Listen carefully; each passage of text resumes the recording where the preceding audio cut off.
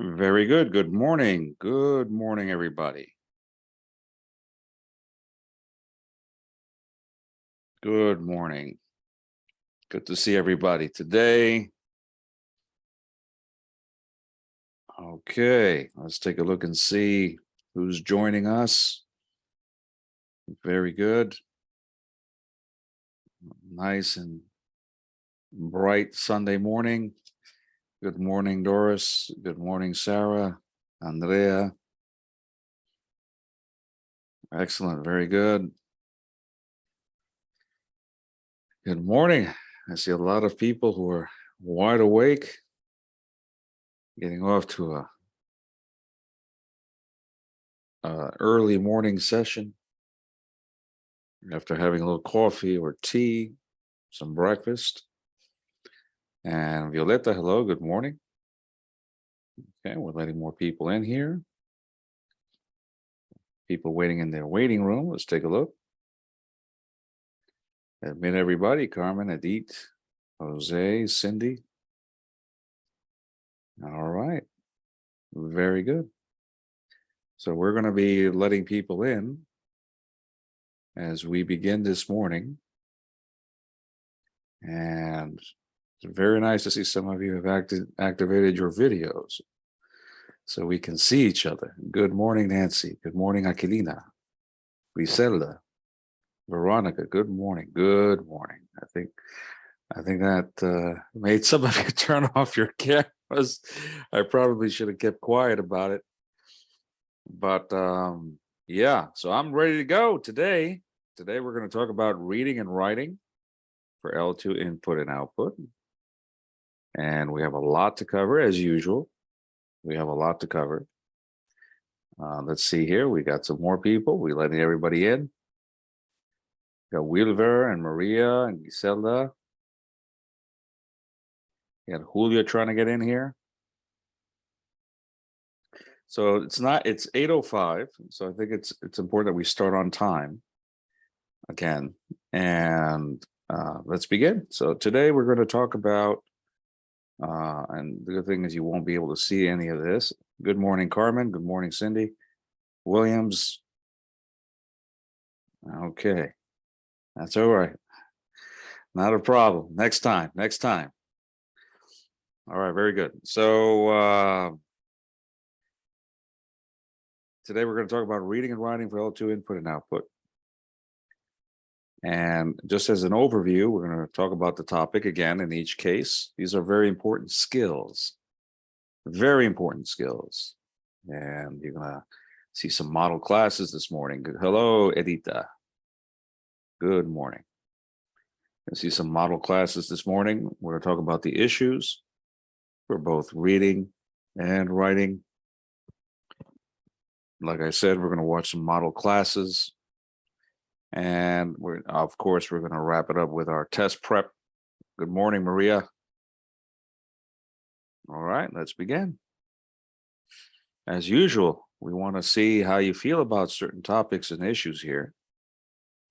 And my question is, which of these statements do you agree the most with, or do you agree with the most? Number one, reading is crucial to language learning. Reading is crucial to language learning. Number two, writing should always start with ideas from the students. Good morning, Elizabeth. Good morning, Richard. And number three, reading strategies should be taught one at a time. Which of these statements do you agree with the most with? Please write number one, number two, or number three. Let's take a look and see. Good morning, Rosa Maria.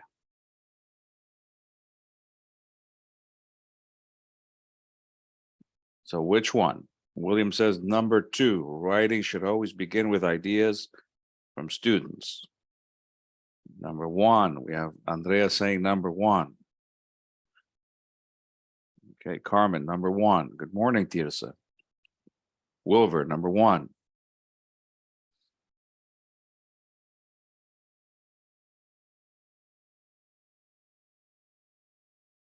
Good morning, Nettie.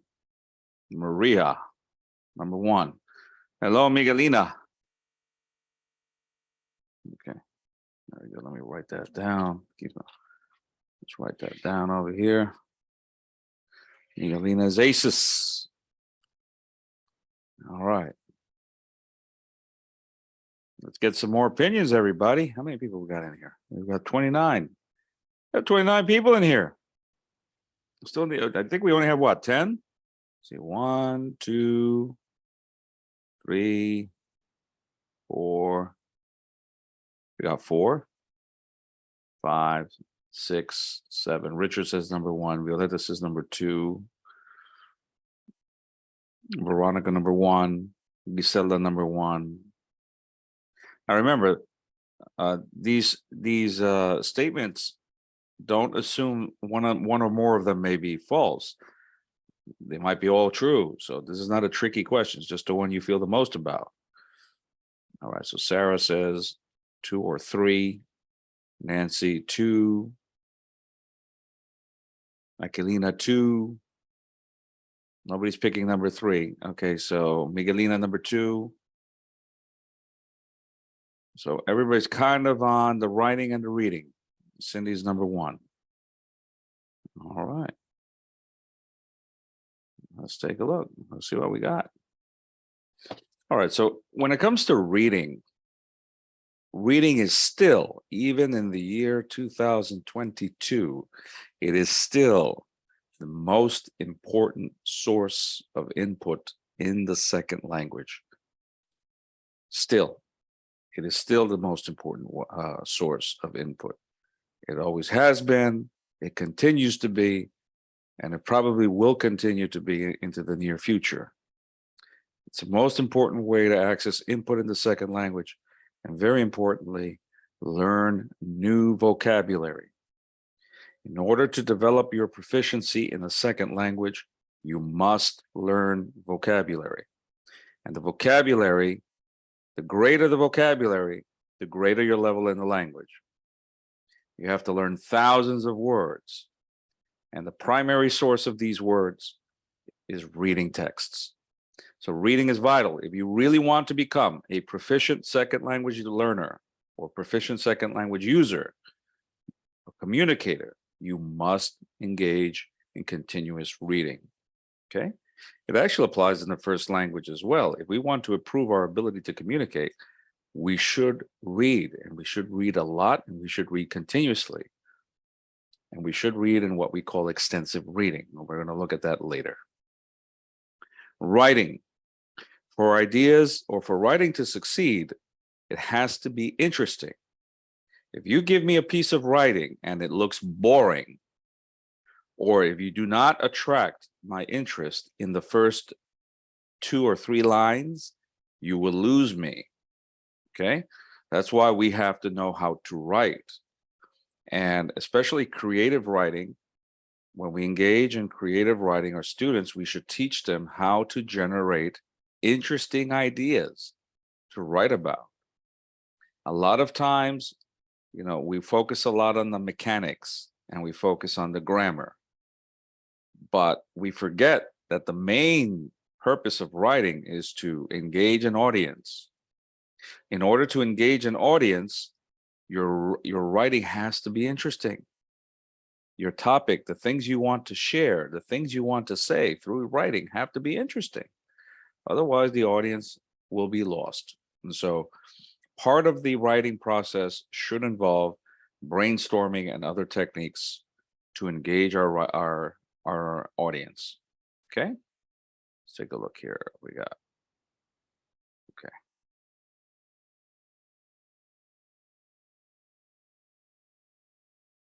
Okay, very good. So we have here. Okay, so we're still letting people in. And okay, all right, very good. Now the last one, the last point is strategies. Now we do want to teach strategies. For people to be effective readers, we need to teach reading strategies. But we cannot overload our students. Good morning, Ingrid. We cannot overload our students. We should teach them. one at a time. Okay, because strategies need to be learned well. We cannot rush strategy teaching or strategy learning. We cannot rush it. We need to teach them one at a time. Now, once they know the strategies, they can use more than one strategy at a time, and we can have them practice that. But when we're teaching strategies, good morning, Rosario. Good morning, Ruth. Carlos, good morning. When we're teaching strategies, we should teach one of them at a time. Otherwise, we can provoke or cause cognitive overload, which is an excessive cognitive load. It's difficult for them to learn. They won't learn it well. Today, we're going to see some strategies, okay? Very good. All right, we got some more. We got people joining us. Let's continue. Now, true or false? Writing should be assigned. So let me put number 1. Good morning, Milagros. Writing should be assigned for homework so we can save time in class. Do you agree with that or not? So whenever we have the opportunity, assign writing for homework to save time in class. Ooh, we got a lot of answers. Okay. Sarah, Violeta, Andrea, Doris, Griselda, Aquilina, Veronica, Ruth, Nettie, everybody saying false. Good morning, Rocio. Williams, Nancy. I said, they're telling me, hey, what are you talking about? That can't be true. It's false. It's clearly false. Everybody's writing their answers. Edita, Carmen, Tirsa, Rosa Maria. Good, good, good. I thought people would write about this. Anybody else? Rocio says false. Okay, so it is false. It is false. But we do it anyway. We do it anyway. And we do it because we feel we have to make up time. You know, one of the biggest challenges for teachers is to have enough time to do things. And we feel like we never have enough time. Now, there are reasons why we don't have time, but the point is we always feel like we never have enough time, and we feel like we have to sacrifice things. And so one of the things that we tend to sacrifice is the writing task. We don't cover it completely in the classroom sometimes. I'm not saying you guys, I'm saying in general. This is a general statement based on what I've seen over the years, pretty much thousands of class observations. One of the things that I've noticed is that even to this day, people tend to delegate the final writing piece to homework. And yeah, so that's not good, because generally what we need, excuse me, generally what the kind of writing we should work with is process writing in class. Process writing takes time. We can't rush it. And certainly we can't delegate it to homework. We can't send people home because they won't be able to benefit from the process. And so, and we're going to look at process writing later, but that is a big fallacy. And we also tend to sacrifice other things like pronunciation practice as formal activities in class that require extensions. And we certainly don't engage in opportunistic teaching as well. These are some of the biggest areas that teachers in general throughout the world have to improve based on research. Teachers are trying to always economize on time. And one of the areas that suffers is writing.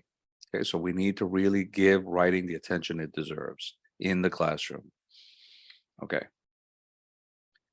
True or false? Reading aloud is good for students. So this is when you have, let's see, you have your students in class and you say, Miguel, I want you to read the first paragraph. Hello, Elizabeth. So let me write number 2. Everybody's writing. Ooh, everybody's writing answers right here.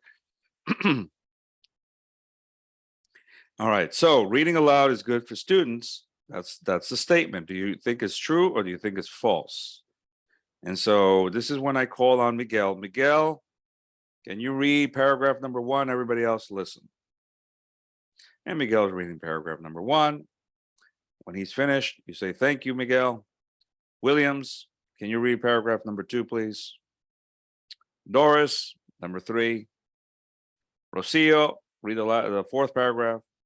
And Maria, could you read the last one? And so we're listening to the students read the words aloud, or excuse me, read the text aloud in class, sometimes one paragraph at a time. Now, everybody's saying true except Doris.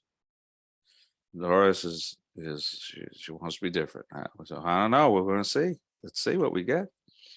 Rosario and Euler and Ruth and Maria and Rocio and Griselda and Sarah and Nancy. Let's see. Carlos, who says it's true. Wilver, Williams, Veronica, Tirsa. Okay. Carmen, Andrea. Okay. Wilson says not just loud, clear too. Okay, so they should read aloud, but clear. Doris says that they may get confused. Let me see. Let me check on Doris. Let me see if Doris is the only one here who put false. Let's take a look over here. Excuse me. Let me see, Doris. I think you were the only one who put false. Yeah, you were the only one who put false. So Doris is clarifying why she put false. Let's we got about 40 responses. Let's take a look. That's false. Well, actually, the correct answer, it kind of depends. It is good if you do it a certain way, which you're going to see today. It is false. It's bad if you do it in a traditional way. Okay, traditional way is what I just explained to you. And the reason for that is because when you call on students to read a text, okay, when you call on students to read a text, remember that the texts in the course books, in the textbooks, they are usually I+1, which is what Krashen would call I+1, which means that the level is slightly above their productive level. They can understand most of it. Ideally, you want the students to understand at least 95% of the text for their level, which means 9.5 out of 10 words should be understandable or comprehensible to students. So they can understand it. But some of those words they may have never said before. So what happens is that when they try to pronounce these words, they don't pronounce them correctly. And then you end up correcting your student. So let me give you an example. Let me say that, that's any name. Jocelyn. Okay, Jocelyn, read paragraph number 1. So Jocelyn's reading paragraph number 1. Let me grab something over here. Let me see if I can find something. Let's take a look. Trying to hear something that I got. No, that's my mother's medical bill. Let's see over here. Let's take a look. There we go. All right. So I'm reading. Oh, this is too small. I need my glasses for this. Anyway, what is the English version? I opened up to the Spanish version. Product diagram. There we go. Instruction manual. Okay, could you read? Okay, so the I can't sure find. Oh yeah, I know. Wait a minute, I got books right behind me. Here we go. Let's get Tom Clancy's Red October. Okay. The Poji ha met her to spade. No, wait a minute, wait, Leo, it's not spit, it's speed. Repeat, speed. Okay, continue. Of 33 knots on post overhaul. Well, Leo, overhaul. Repeat, overhaul. Overhaul. Good, Leo. Continue. This was fast for a sheep. Oh, Leo. Ship. Repeat. Ship. Okay.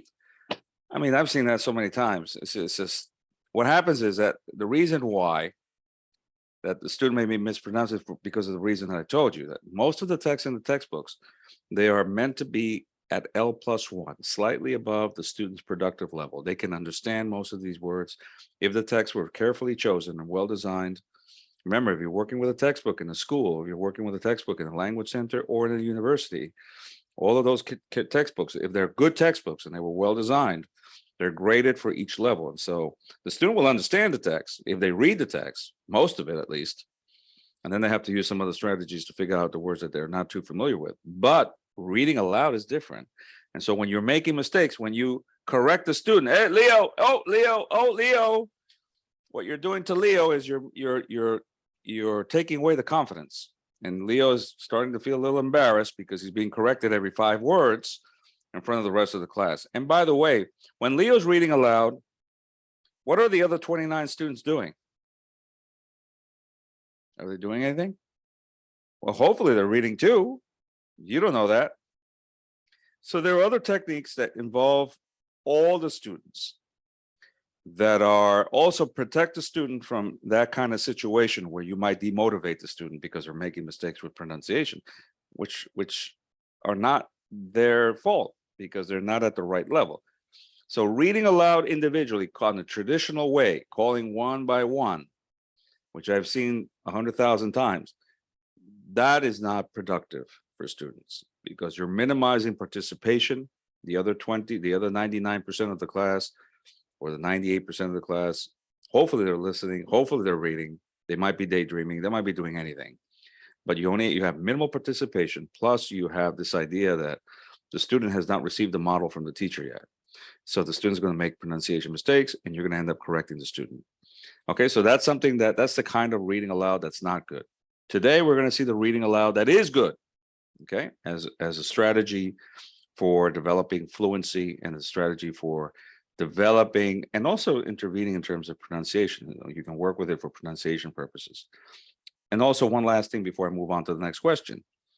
It also depends on the graded value of your reading. If your reading is 98% comprehensible or higher, then your students have a good text to develop reading fluency, and they probably will know most of the words. But if your reading text is I+0 or I-1, which means a level a little lower, then they can read the text aloud and they can read it very clearly. But again, you want to use techniques that involve all the students, not just one student at a time. Okay. Third, we should correct all writing errors to help students be more accurate. So what am I talking about here? If you have the student wrote a paragraph and there are different kinds of mistakes, you should correct all the mistakes. Don't leave any mistakes out. You agree with that or not? Is that true or false? So let me put that number 3 here. Number three. So we should correct all mistakes in student writing. If it's a paragraph, if it's an essay, whatever it is, correct all the mistakes when the students write. So if you're looking at your student's paragraph, you're correcting the past simple, you're correcting the adverb, you're correcting the adjectives, you're correcting the spelling, you're correcting the punctuation. You're correcting the missing words. You're correcting, in general, the wrong grammar. All right, so I did, oh, wow, okay. All right, we get an immediate response. False, false, false. We got Jose trying to get in. Let's get Jose in here. All right, so let me see who's saying false. We need to attribute authorship. So we have Wilson, Veronica, Nancy, Violeta, Carmen, Wilbur, Andrea, Griselda, Rosario, Eumelia, Tirsa, Neri, Rosario, Cindy, Aquilina, Rocio, Ingrid, Ruth, Milagros, Nilsa, Sarah, Maria. Take a sip of coffee over here.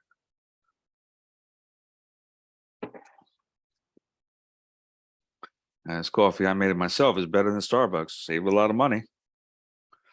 All right. All right, let's take a look. Let's see. That is false. It's counterproductive, counterintuitive, counterproductive, demotivating. We don't want to cover a person's paper in red. Cover a person's paper in red. Imagine you write a piece, you write something, and then the teacher gives it back to you. Your college professor gives it back to you, and then everything is in red. How would you feel? All right. It's like everything is a disaster. I don't know how to write. Why should I even bother? My writing is terrible. Everything is in red. The teacher corrected everything. And yet, we all know this, and yet it does happen. It happens quite frequently, unless people get trained, unless we remind people that's not the right way to correct errors. There should always be a focus on error correction. And we're going to look at that at the standards talk when we do assessment. But in general, we don't do that. It's counterproductive. Even when you take an international exam, they're not looking at every single error when you're doing a writing. They're focusing on comprehensibility, and they're focusing on some key features, but not everything. Because if you focus on that, first of all, remember, this is very important. Remember that the language acquisition process takes time. And there are things that we're focusing on at every time, through our experience. And so you can't expect perfection unless you want them to copy something. They're going to copy a model, then why even bother teaching it? I mean, then we're going back 50 years, 40, 50 years. We're going to go back to the audiolingual method when they had to really memorize and all these ways of saying things. And we don't want to do that, do we? We don't want that. So at any particular time, we're focusing on something. We might be focusing on the third conditional. We might be focusing on the past simple. We might be focusing on the present perfect. We might be focusing on adjectives, whatever it is. Focus on that. Don't focus on everything. If everything is comprehensible, it's fine. Let the person, and then go over the things together, all these errors together as a class, just to review. But if you cover everything in red, then you're going to demotivate your students. And the students will become very frustrated. And they're going to feel terrible. They're going to think they can't write, and they will never write well. Okay. So the question is, how should we teach reading and writing in this day and age? How do we go about it? What should we do? And we're going to see that a lot of the key principles still apply, despite the fact that we're in a virtual world. We have returned to the classrooms, but technology is now playing a stronger role than ever. So let's take a look. So let's look at the fundamentals of reading. Reading is it is the main source of input today, still, even with technology. The thing is, we read differently today than we used to. In the past, we used to read books, right? So we used to read books like this one. All right. More and more. Today, we read on the internet. The younger people, they're not too into reading books like this anymore. All right. So according to the research, they should, but they don't. So the younger people, they want to read, they want information quickly. They want it concisely. They want it presented in a concise manner. They want information in quick snippets. Okay. Small doses. They want to get the main idea and move on to the next thing they want to look at. They're on the cell phone. The research shows that the average teenager spends about 6.5 hours a day on the cell phone. That's a long time. That's a lot of time out of the day, spending it on the cell phone. And they're going through social media. They're going through other kinds of websites.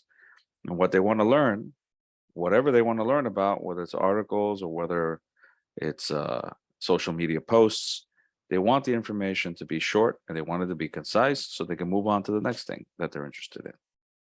In the older days, we used to read books. We used to read books more often. Now, books are still assigned in school, of course, they should be. Books are a powerful source of language, and they come in textbooks. When you're an English learner, they come in textbooks. They come in on the internet. They can find a lot on the internet, and we also have authentic sources. So we have authentic sources for books, for excuse me, for reading opportunities or input. Okay, let me see who's trying to get in here. All right, Willis. Okay, very good. So let's take a look here. So here's this is from a book called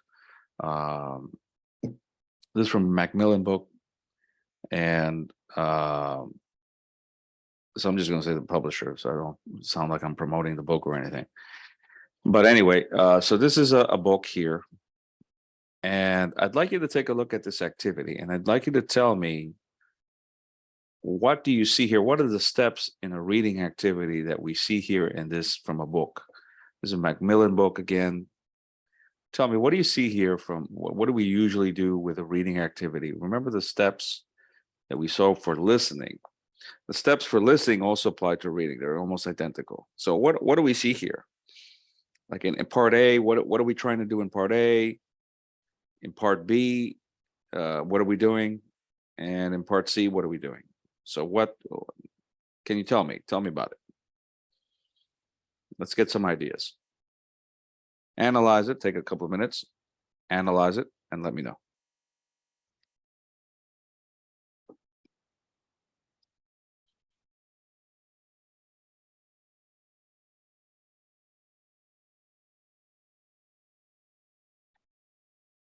Take your pick, A, B, or C.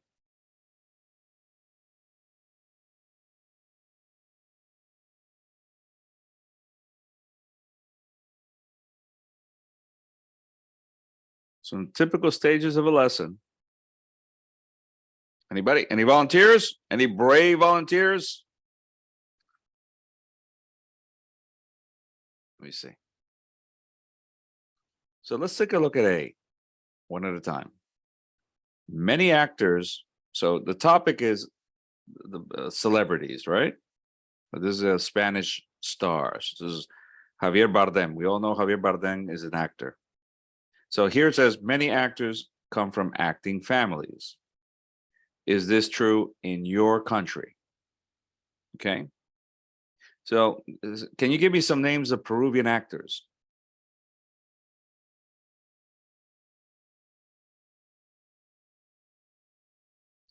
Give me some Peruvian actors.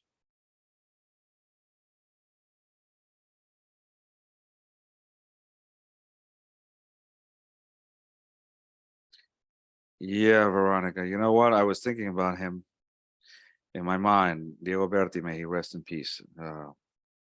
He was an actor, yeah. Cholo Juanito, okay. Magali Solier, of course. Give me some more. Give me about 3 more. Let me get some more Peruvian actors. There's an actor that I think he was in Al Fondo hay Sitio, but he was originally in the movie La Boca del Lobo. Now, this was back in the 1980s. Christian Mayer is an actor, that's correct. And he was younger, of course. He was the officer, he was the sergeant. Gustavo Bueno. Thank you, Carlos. That's right, Gustavo Bueno. Excellent, thank you. Now, Magali Solier, Christian Mayer, Diego Berti, Gustavo Bueno, Salvador El Solar, another great idea. Good, Andrea. Cholo Juanito and Diego Berti. Do they come from families of actors or acting families? You'll know more about this than I do. Okay, Wilbur.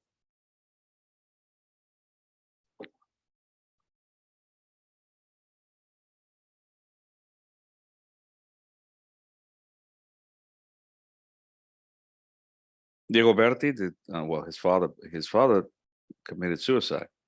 Also, we don't know what happened to poor Diego, but we know that his father committed suicide. So I don't remember if his father was an actor. In a few cases, okay, Nettie. So, so you see, what is the purpose? If I was your teacher, I just asked you, right?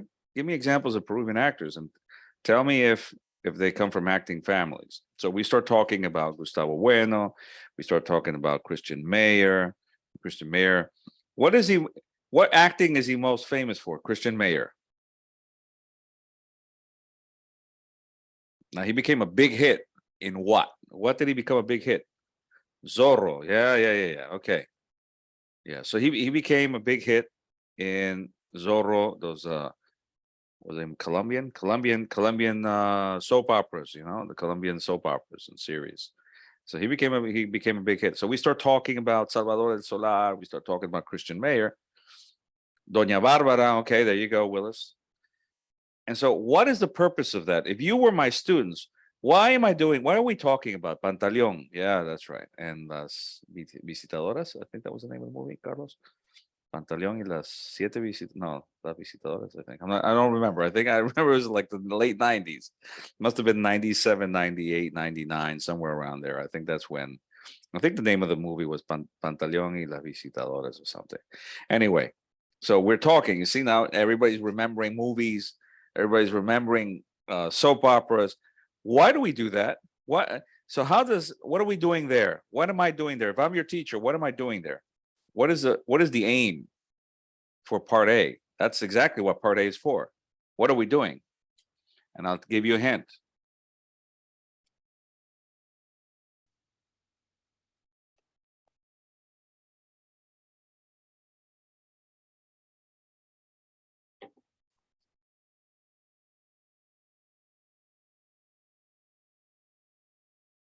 And again, this is this is also on your ministry examination.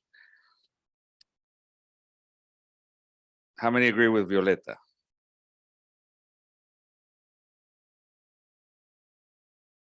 So you see, you're connecting. Remember, we talked about this too. I Peruvianized it, right? So this is like it's good to Peruvianize it, to talk about, these famous Peruvian actors.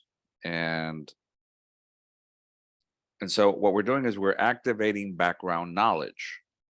Activating background knowledge. This is part of the lead-in. Engaging the students, activating background knowledge, setting the scene. That's the purpose for A. Now, in B, they have to read the text, and then they answer 3 questions. Where is Javier Bardem from? What do his brother and sister do? What awards does Javier Bardem have? So, if the answers are in the reading text, what kinds of questions are those? What do we want the students to do?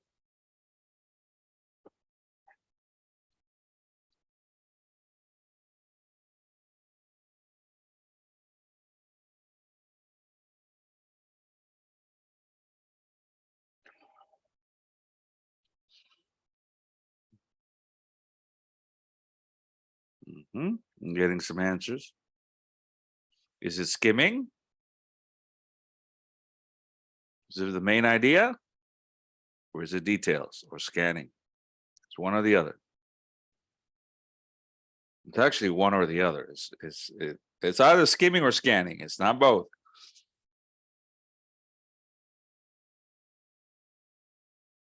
Okay, so the correct answer is scanning, details. We want details. What this is missing, usually you start with skimming. You want the main idea, but I guess they figure if the main idea is in the first part, and we're talking, the title says a celebrity biography, and there isn't that much text here, maybe that's why they skipped the skimming, but this is actually scanning. This is reading for specific details. Where is Javier Bardem from? Look at the text. Javier Bardem is an actor from Spain. So he is from Spain. What do his brother and sister do? His brother Carlos and his sister Monica are both actors. So they are actors. What awards does Javier Bardem have? He is famous. He has many awards, including an Oscar and a Golden Globe. Okay, so that's scanning. The third part, C, is post reading. And in the post reading, we always do one or another. We always do in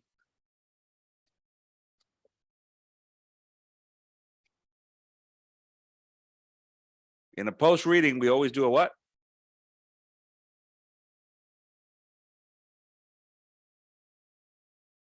So C is a post reading.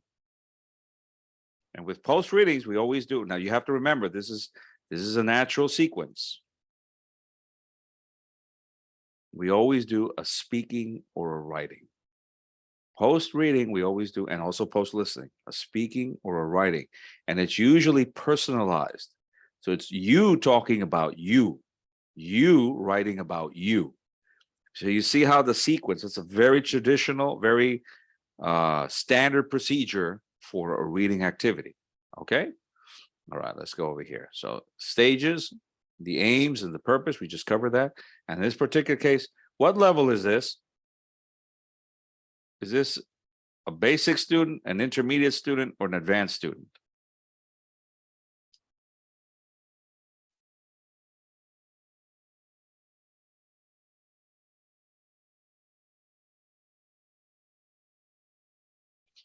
Is this, that's correct, Maria, scanning, reading for specific information. Is this a basic, intermediate, or advanced? Veronica thinks it's basic.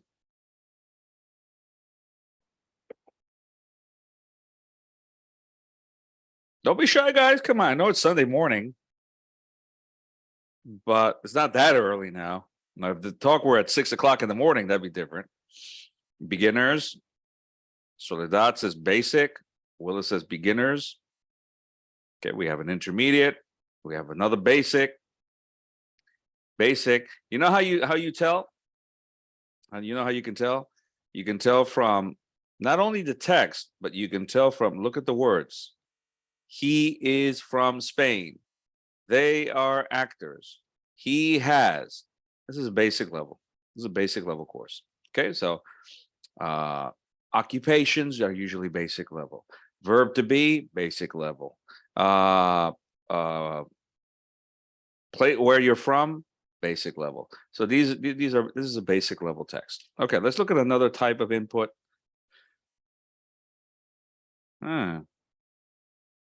Okay. Interesting. Is this from a textbook?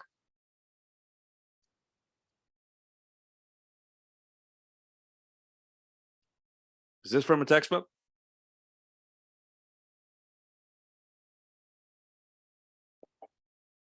No. Violetta says no.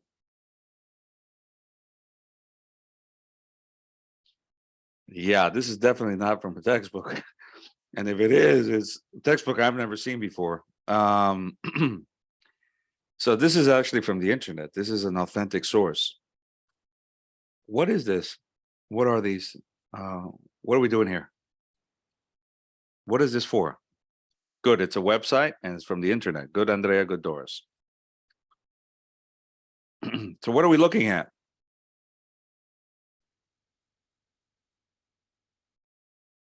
It's a map. Good, Carlos. On the left, we have a map. That's a map of the metropolitan area for the city of Atlanta. Okay. And on the right, what are those? What are we looking at on the right?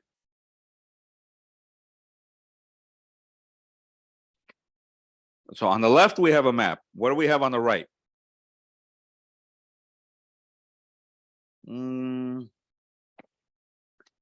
There's a studio. Now, studios are usually not houses. Prices, good. Places, not a hotel. Apartments. That's right, Wilbur. These are apartments. Apartments for rent. Okay. And you see pictures of the apartments. So what is where is the information regarding, is there information regarding the address for each apartment? Good, Violetta, it's rent. Do we see address here? Addresses?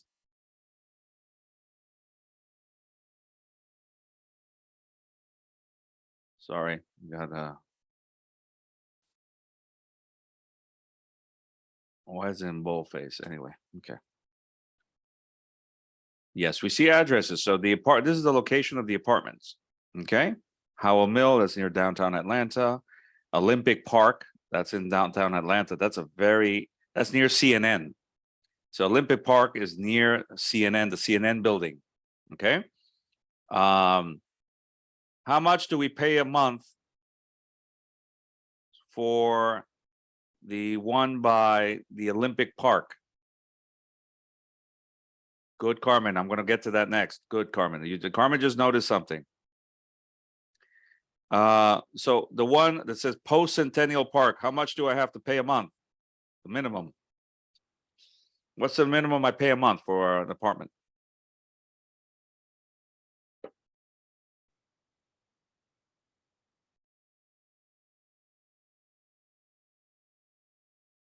Post Centennial Park. This one here. $12.65. So that's the minimum amount per month for rent. Okay, very good. Can I have a pet? Can I take my dog to either of the apartments? Is it possible to take a dog, to take my dog? Yeah. So you see, it has the pets here. Which one has a parking space? The one at the top or the one at the bottom? Which one includes a parking space for my car? Number one at the top or number two at the bottom? Number two. Very good. So let me see what Carlos says. He says, we see addresses, prices, promos, availability, icons about what you have in the flat, and phone number. Very good. So this is something that you can use with your students because it's real. Yeah, it's a real ad postings for real apartments in a real American city. So the textbook sometimes is not realistic. So we have to sometimes use authentic materials for students to read, and they can process the information. They can read this information, and they can tell us, working with information from the real world. Okay. Now, they will be able to tell you the address. They'll be able to tell you how much the rent is. They'll be able to tell you if you can take your pet. They can tell you if there's a washing machine. They can tell you if there are 2 or 3 bedrooms based on what they see here. So the information is concise, it's simple, and it's real. It's not like something artificial or sterilized like what you find in the textbook. So if you find the right input, if you find the authentic input of the right type, you can use this with your students, no problem. Not a problem at all. Okay. Let's look at another one. Over here. What is this? What do you see here?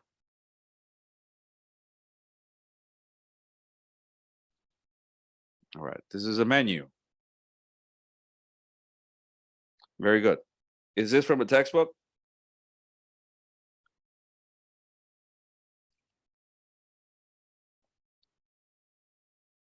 Is this from a textbook?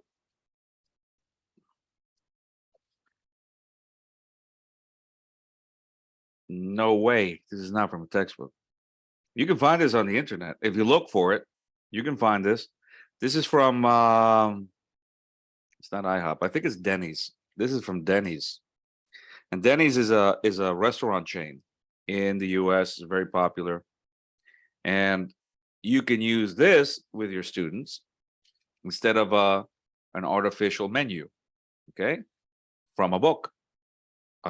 It's more realistic because if they travel to the United States, if you say hamburger, soup, okay, but you want to be able to say the real names of real things. So every now and then it is good to use authentic material because remember, we have to prepare students to go to travel abroad one day.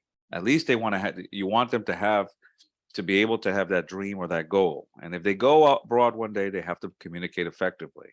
So we do have to integrate periodically authentic material. One of the things we used to hear, at least the programs I ran, wasn't like that. It wasn't like that with the programs I ran at IBNA or Euridiomas. But one of the things that we used to hear was, oh, you know, I studied for 3 years. I studied English in school for 11 years. And then when I went on my trip to the United States, I couldn't communicate. I couldn't understand anything, or I couldn't say, I had trouble, a lot of difficulty communicating with people. And so that's when we don't use, when everything that we use is artificial and sterilized, and we don't use authentic materials and tasks. And so we have to use some, not too much, but some, so that students are familiar with what they're really going to see in the real world, and they can process this information. And some of this vocabulary here is very rich. This is what we see all the time in a variety of restaurants, not just Denny's. It's going to be a million different restaurants. Okay, milkshakes and cranberry apple chicken salad and pancake puppies and chicken strips. It's not always chicken nuggets. Chicken strips are also very popular. They're very common.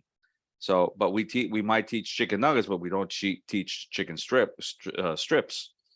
Okay, what is rib or what is prime rib? So these are things, this vocabulary that they're only going to get by working with authentic materials.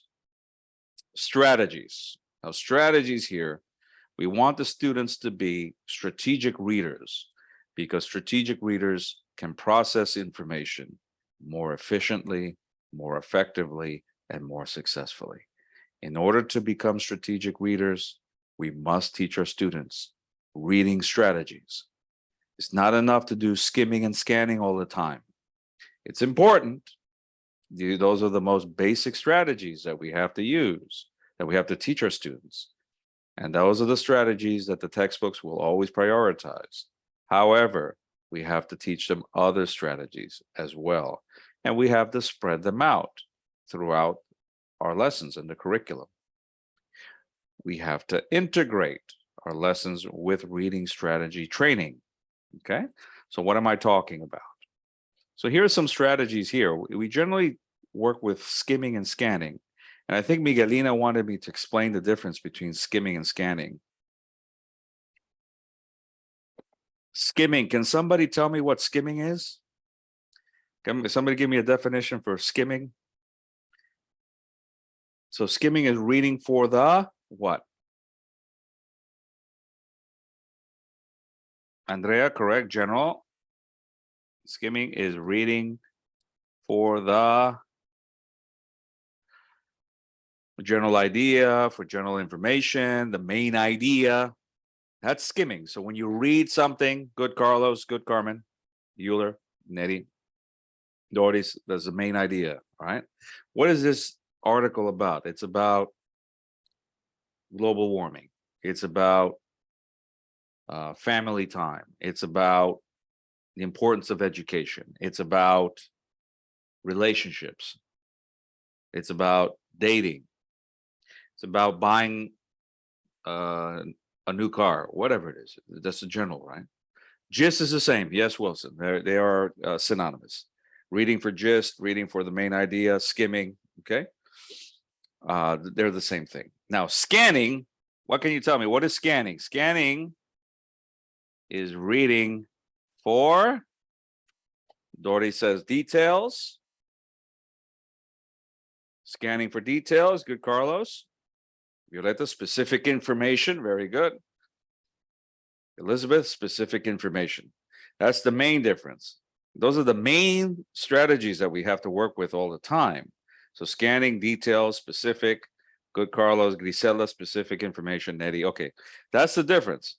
So skimming, general, main, idea, scanning, specific, details.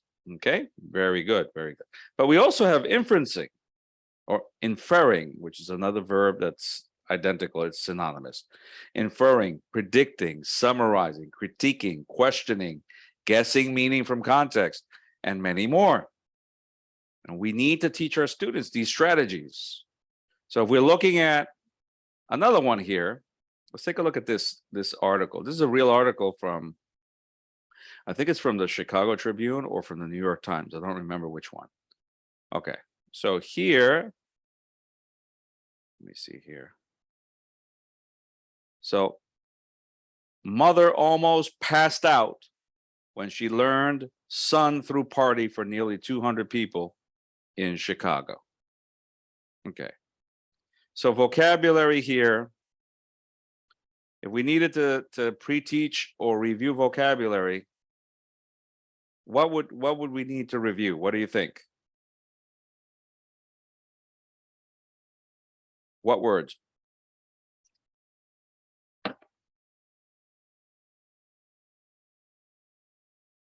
Okay, Wilbur, good. So through phrasal verbs, right? Through a party, or to throw a party, which is the general form. To throw a party. What is to throw a party? What else? There's another phrasal verb in there. What's the other phrasal verb we might need to pre-teach? Pass out. Yeah. So what is to throw a party? Throw a party? What is that? We throw a party out the window? I mean, we get a party and we throw it. What do we do? What is that? What is to throw a party?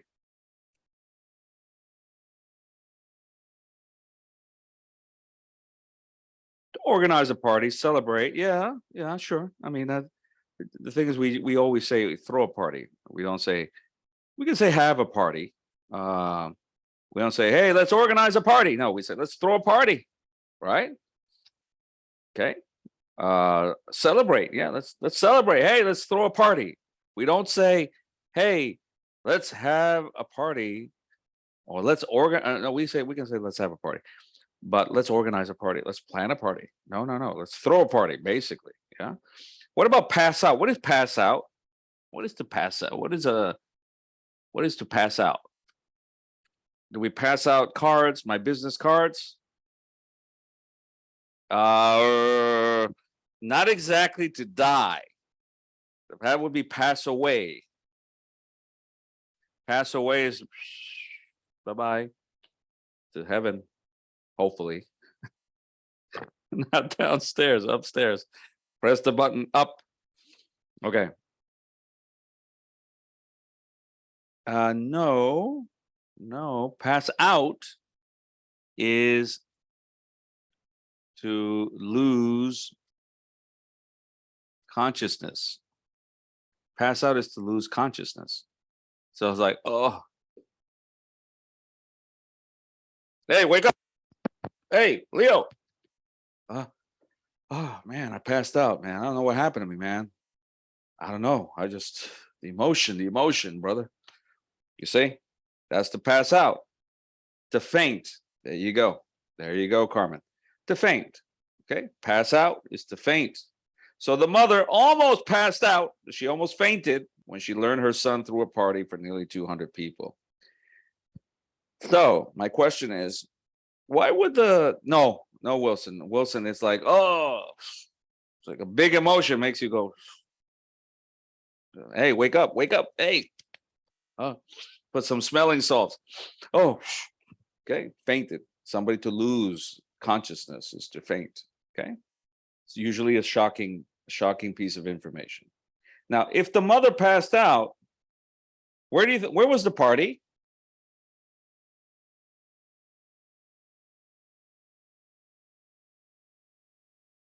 Where do you think the party was? If you're the mother, yeah, we know it's in Chicago, but specifically, where in Chicago? If you're the mother, why would you pass out? Why would you faint? Or if you were the father, you discover your son. Okay, Niels, I think, has it. Yeah. I mean, imagine you're on a trip.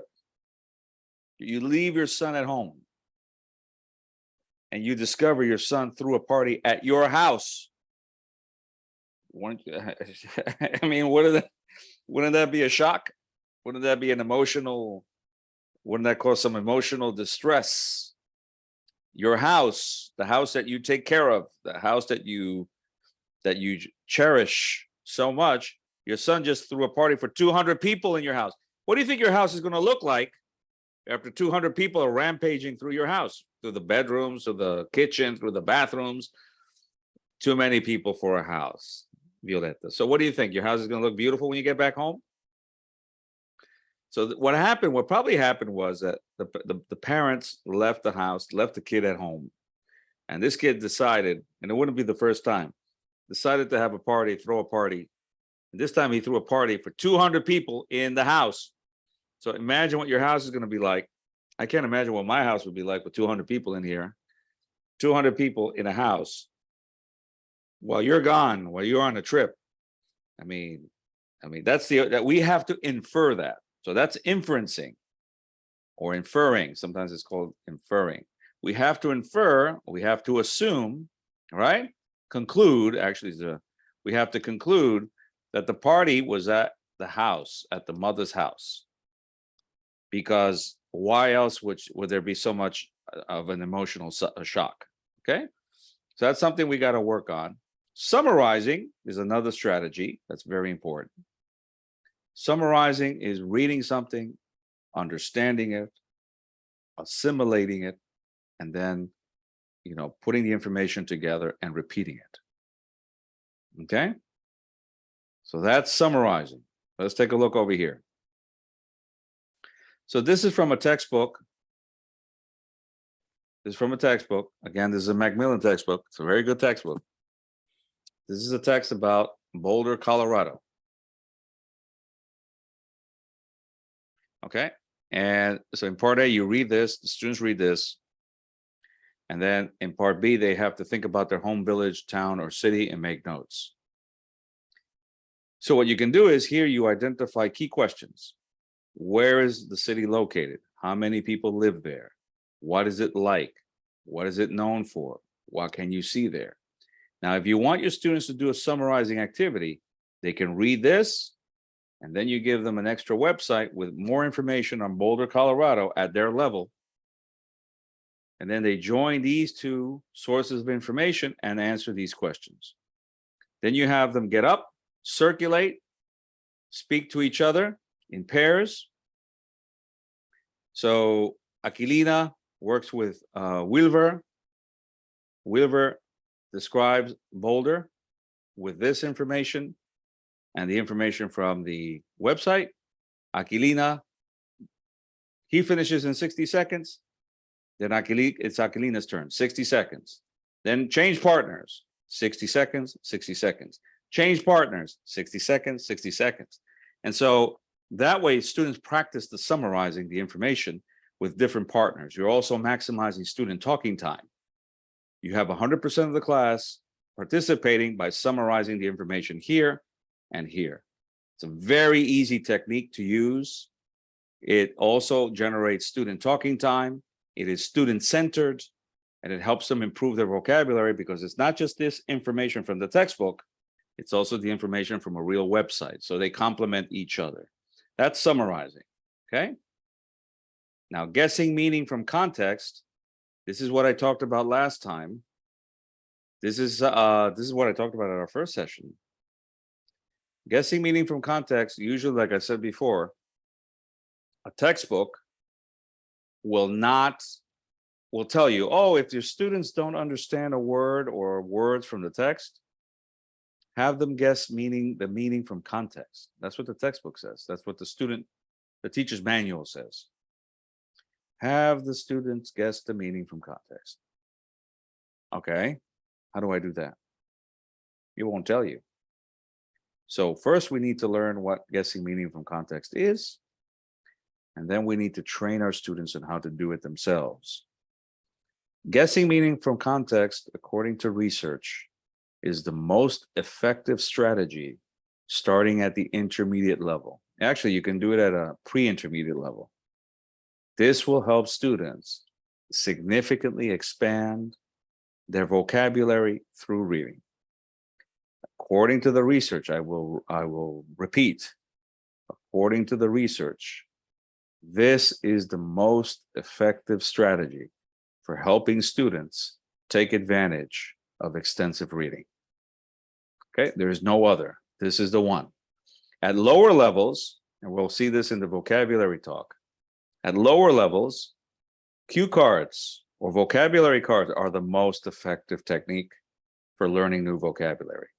But here, at the intermediate level and up to a certain point pre-intermediate, guessing meaning from context is the best way to help students learn new vocabulary through reading, especially extensive reading. Let's take a look. So here's a example. The snake slithered through the grass. It was hunting. Okay. So the word here, slithered, it's not a cognate and it doesn't have Latin roots. So we can't figure it out. We can't say, oh, this is the same as Spanish. No. So here we have to figure out what this means. This is the target language. This is the word we want to figure out in terms of the meaning. So the first thing, what we have to do, remember that when we look at guessing meaning from context, the clues will be in the same sentence, they'll be in the sentence before, and or the sentence after. So we want to know what slithered means. Let's look at the clues. What is hunting? Can somebody tell me what hunting is?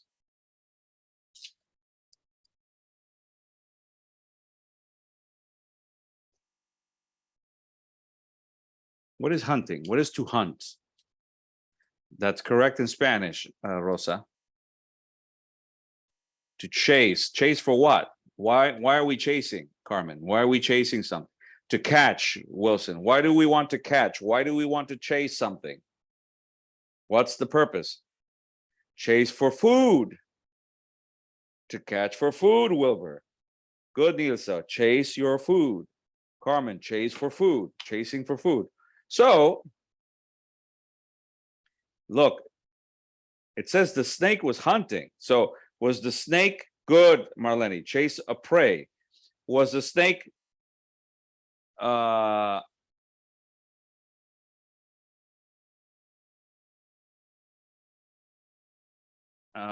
was gonna say motionless. Was the snake stationary or moving? If it was hunting, was it stationary or moving?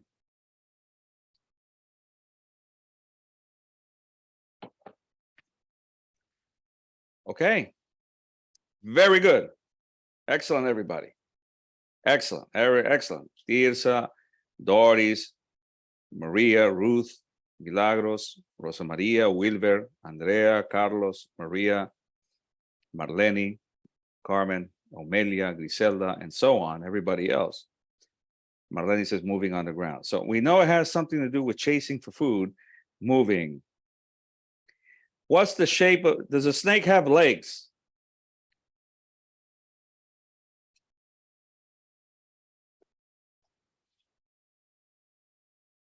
Okay.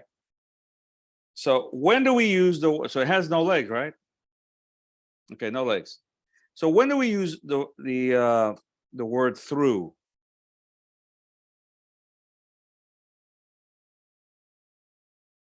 It says through the grass.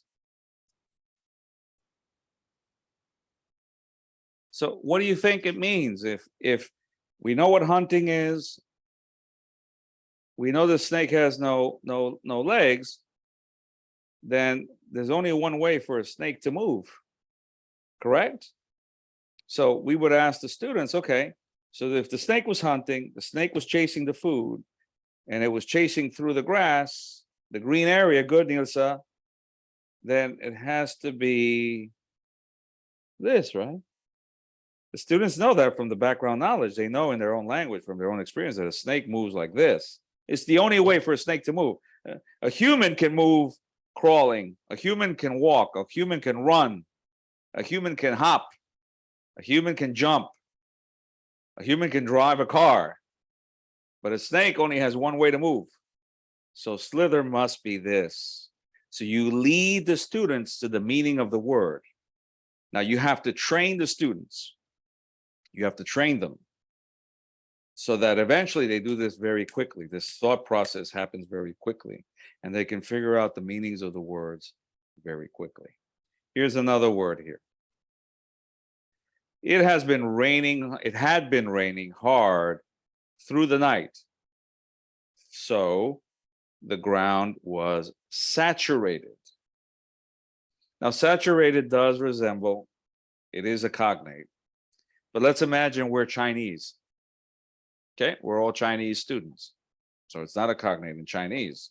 Okay, Chinese doesn't have anything that looks like that. Okay.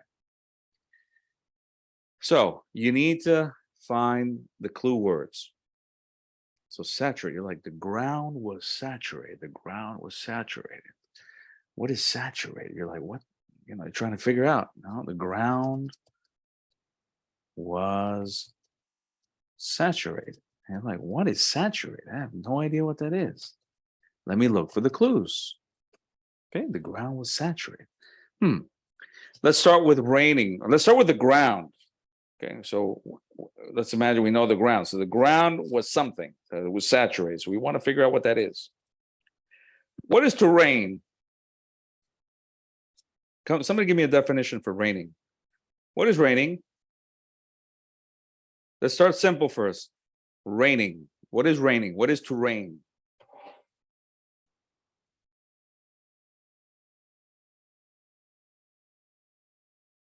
What is to rain?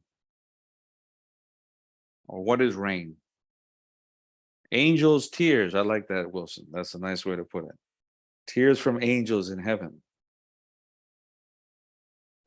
Good, Carmen. Falling water from the sky, or water falling from the sky, Carlos, right? In drops, right? And that's a drop. Okay, so we know what rain is. So it had been raining. How was it raining? Describe the rain. How was it coming down? Water's falling down, water's falling from the sky. Carmen says, so what? Hard. It was hard. So what's a synonym for hard?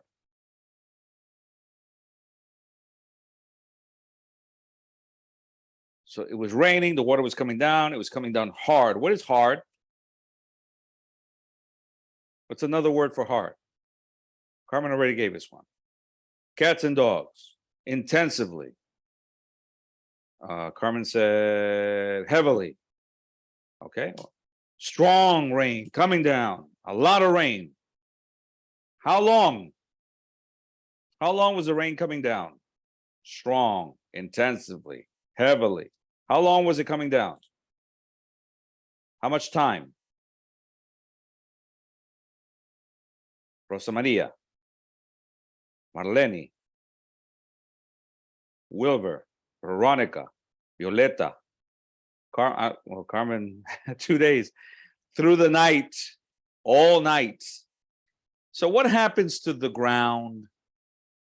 Imagine what happens to the ground when it's raining, the water's coming down, it's coming down hard, heavily, intensively, all night, 9-10 hours.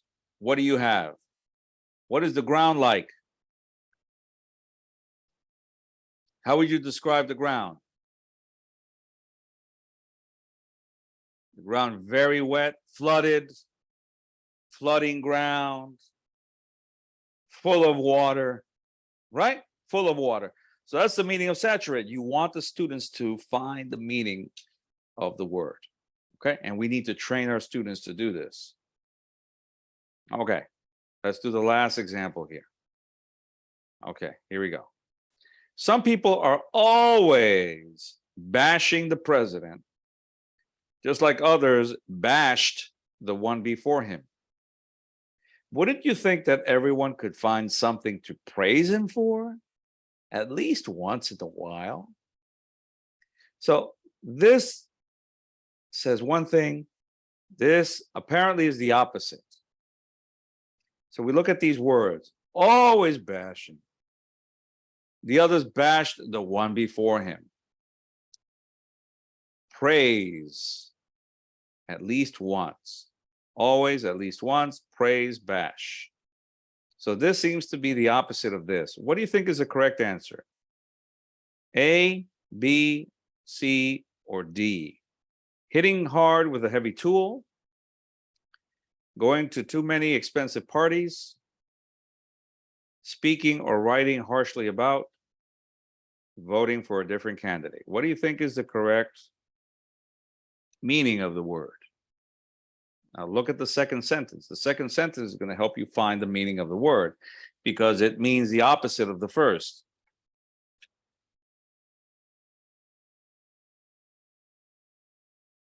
And we'll be taking a break in 4 minutes.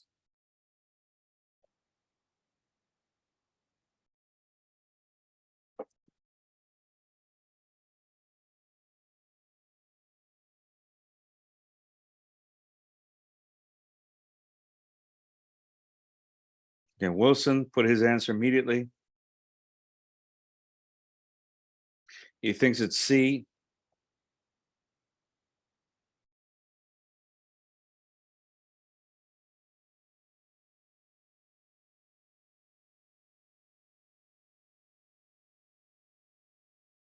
Sarah, C. This is a little more challenging. The vocabulary is more difficult. Milagros, this is a higher level, of course. C. Griselda, C. C. Soledad, C. Cindy, C.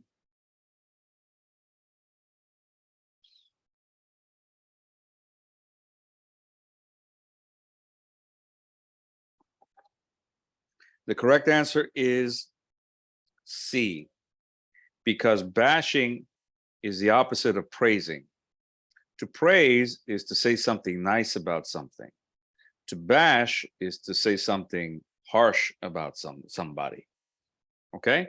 So yeah, this is upper intermediate, at least upper intermediate. Could be upper intermediate, that's fine. This could be upper intermediate. Upper intermediate. So always bashing. Now remember, we had a bash. A bash as a noun is a party, a big party. We had a bash, okay? Another one would be to bash somebody's head in. That's to hit very hard with a heavy tool. Sometimes when people get aggressive, they want to, they want to fight. Somebody's going to tell somebody else, hey man, I'm going to bash your head in. So you better be quiet. You better stop talking or I'm going to bash your head in.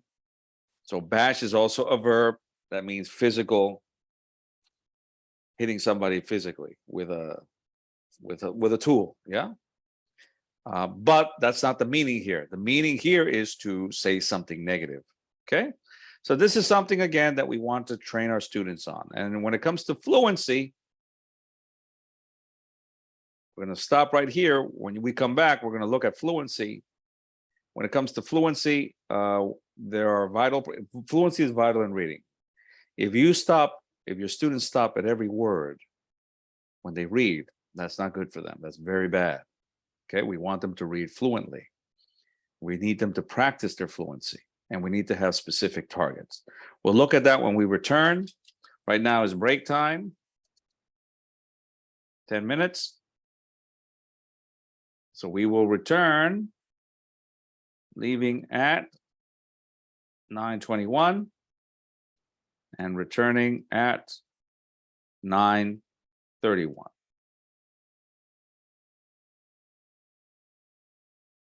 Okay, 10 minutes. Okay.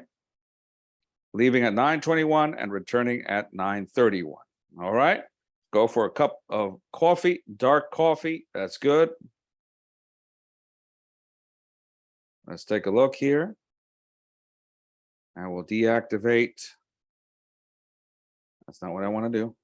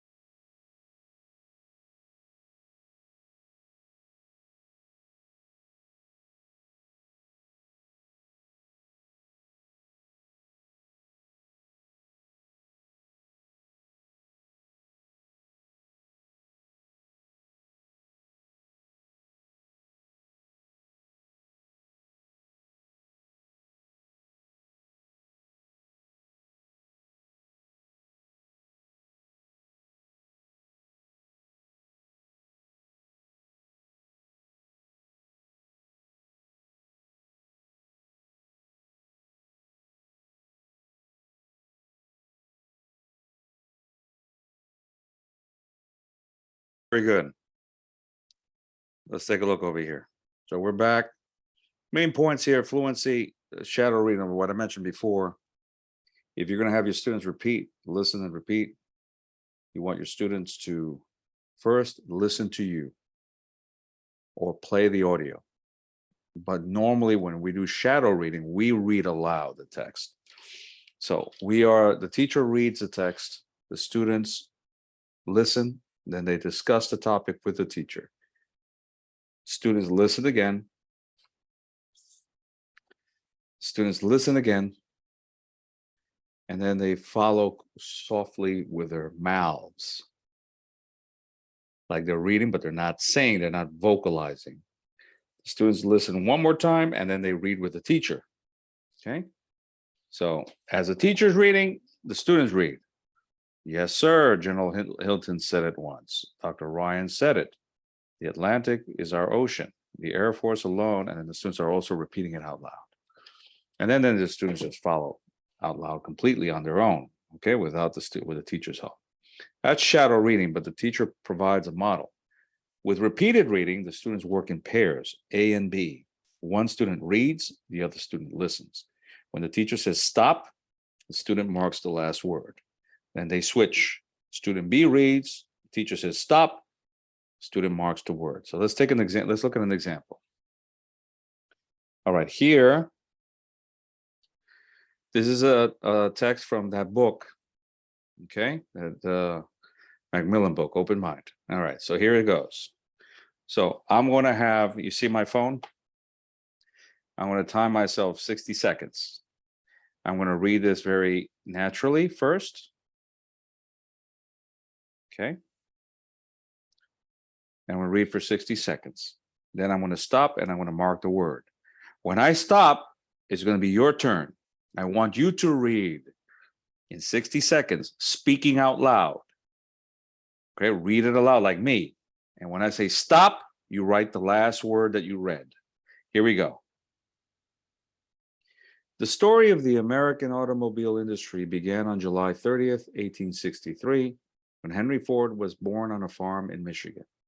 As a boy, Ford did not like school or farm work, but he was interested in mechanical things. In 1879, when Ford was 16, he left home and moved to the city of Detroit. He worked as a machinist there for 3 years and then returned to his family's farm. On the farm, he operated and repaired steam engines and farm machines. In 1891, he returned to Detroit and got a job as an engineer. He began experimenting with internal combustion engines, and in 1896, he invented a vehicle called the quadricycle. He experimented with different vehicles for several more years, and in 1903, he started the Ford Motor Company. Many people think Henry Ford invented the automobile, but he didn't. Gottlieb stopped. So 1 minute, I stop at Gottlieb in the second paragraph. So I have to write that down. And now I'm going to give you 60 seconds to read this aloud at your house, at your home. I want you to start with the story of the American automobile industry. Read it aloud. When I say stop, write the last word that you wrote, and I want you to tell me what the last word was. Okay? Understood? All right, very good. So here we go. 5, 4, 3, 2, 1, begin.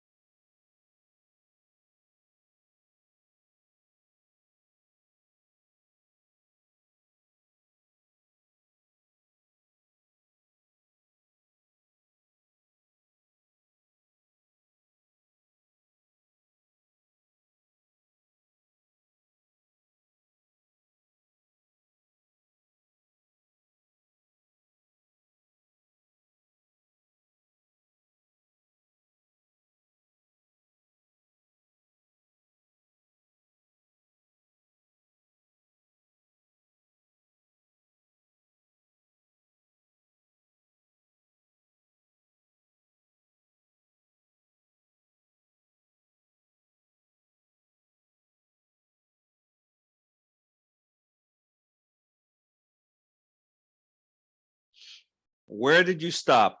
Write the word in the chat box. Where did you stop? What word did you read? The last word. Okay. Some of you match. Henry Ford, expensive. Okay, very good. Company, many people. Okay. Vehicles. Good. Very good. Okay.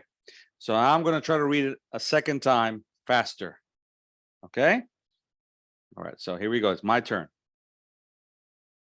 3, 2, 1. The story of the American automobile industry began on July 30th, 1863, when Henry Ford was born on a farm in Michigan. As a boy, Ford did not like school or farm work, but he was interested in mechanical things. In 1879, when Ford was 16, he left home and moved to the city of Detroit. He worked as a machinist there for 3 years and then returned to his family's farm. On the farm, he operated and repaired steam engines and farm machines. In 1891, he returned to Detroit and got a job as an engineer. He began experimenting with internal combustion engines, and in 1896, he invented a vehicle called the quadricycle. He experimented with different vehicles for several more years, and in 1903, he started the Ford Motor Company. Many people think Henry Ford invented the automobile, but he didn't.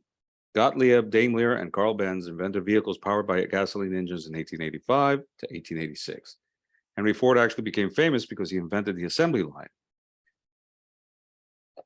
in 1913. As a new Ford automobile plant in Highland Park, Michigan, workers did not move around the factory. The cars moved, but the workers stayed in place. Stop. In one place. So I'll put one as the last word. Now your turn. Ready? 3, 2, 1, go.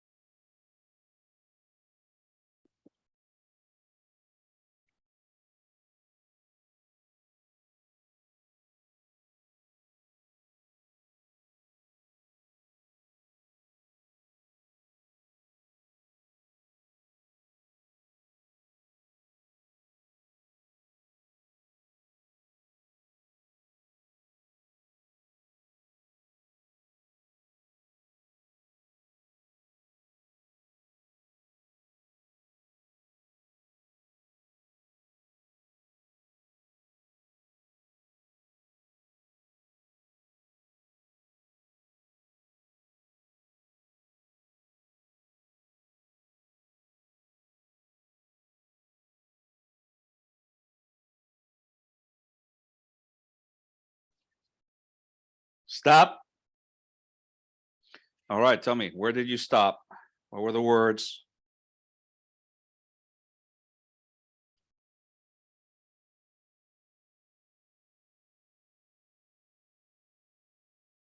Okay, good, good.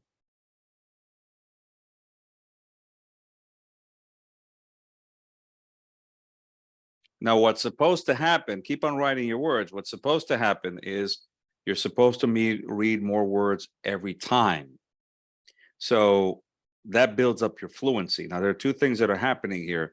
The main one being that you have to train, the students train their eyes to move.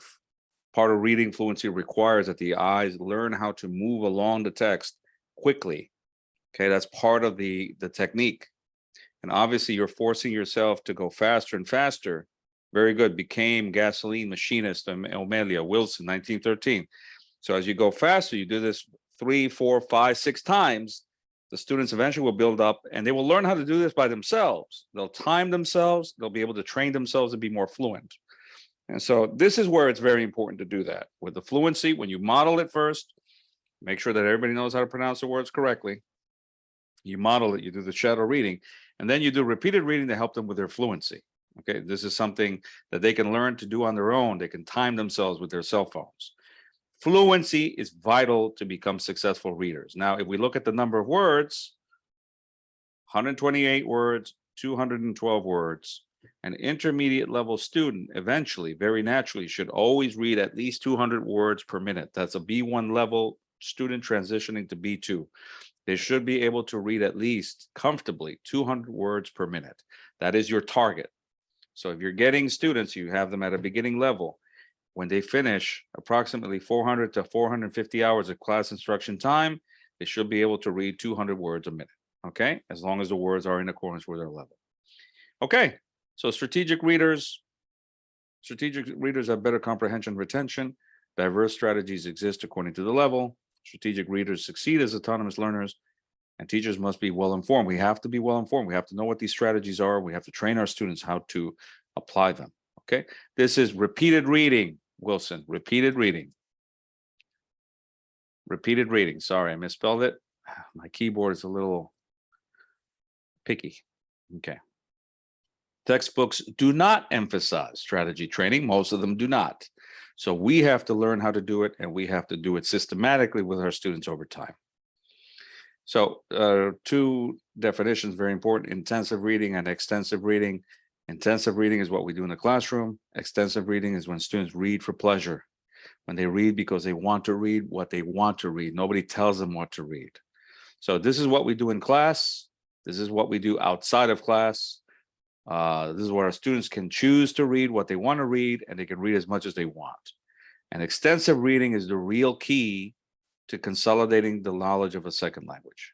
If we can do intensive reading and get students to engage in extensive reading, then we will have both the best of both worlds.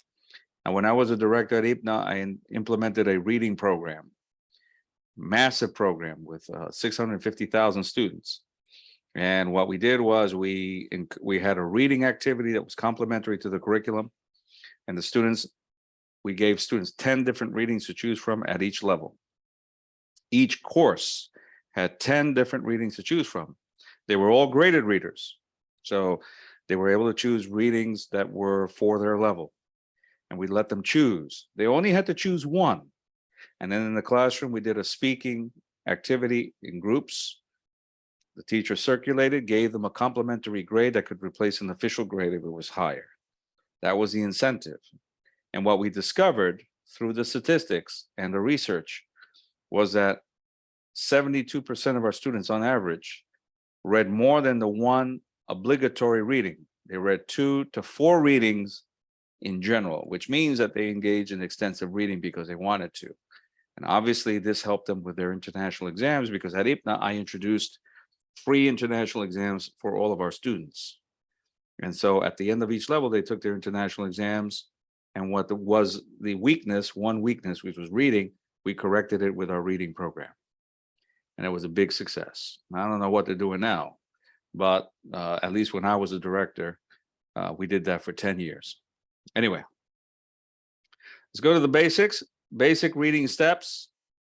What are some of the basic reading steps? We have to know the reading steps because this will be on the ministry examination. So what are the basic reading steps or stages, whichever you want to mention? What are the basic reading steps or stages?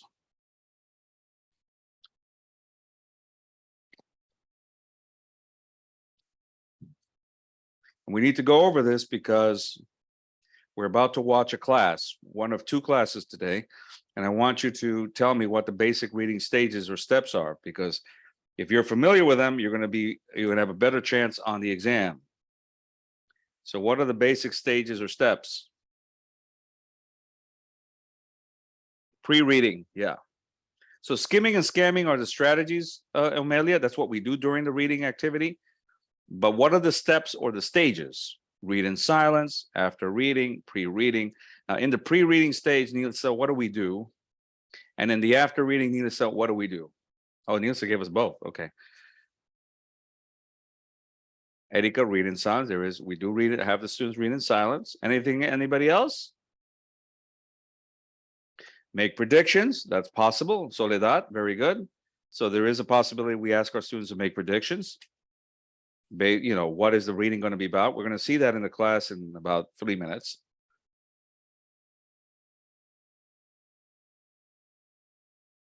Pre-reading, while reading, post-reading, correct, Violeta? So what are specific things we do?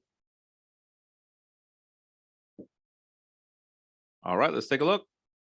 So remember, with every reading, just like with every listening, we have to engage the students. We have to activate background knowledge and set the scene. Activate background knowledge and set the scene. Engage the students. If the students are not engaged with the topic, the activity will not go well. Second, prediction or pre-teaching and or pre-teaching, depending on what you need to do. Silent reading, comprehension questions, bottom up, top down processing. And then the extension, the post reading is a speaking or a writing that's usually personalized. This you need to know. Again, I cannot stress this enough. You must know the basic procedures for each type of activity. That will help you on the ministry examination. It will make things a lot easier for you. Now, let's watch a video. Of these steps, what do you see in the video? So take a look at it. Engagement, lead in, over here, activating background knowledge, prediction or pre-teaching, silent reading, comprehension questions, and a personalized activity, reading or writing.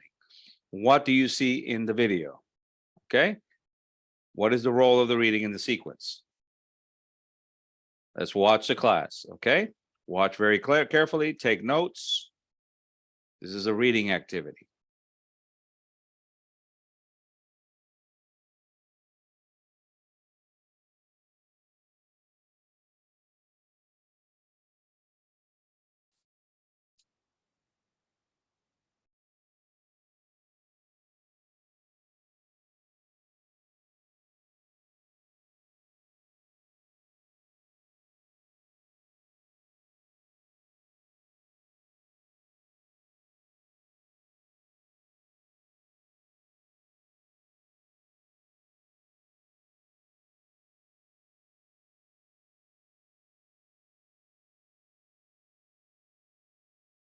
This off the board. Let's put her up on the board here.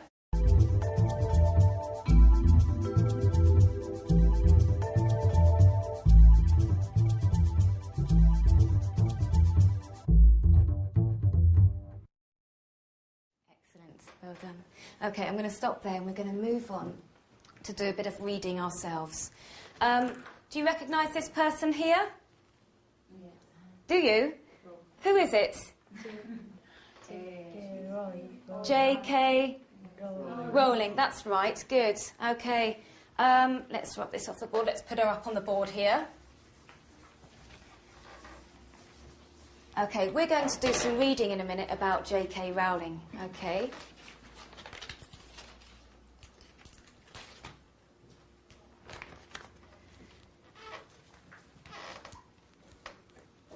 Do you know much about her? What do you know about her? She's the author of Harry Potter. Okay, good.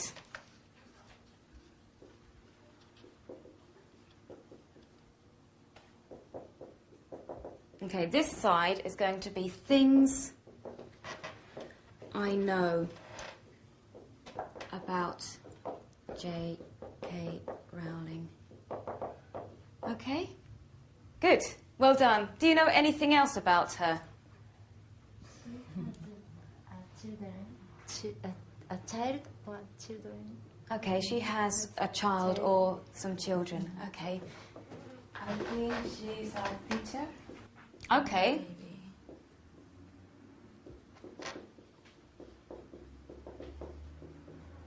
She's a teacher. Do you know that, or you're not sure? I'm not sure. Okay, let's have a second column, and let's put this one, things we want to know, I think. or we're not sure about. Okay, she's a teacher. Good. Yeah? Anything else that you know about her? One more question that we'd like to know about her.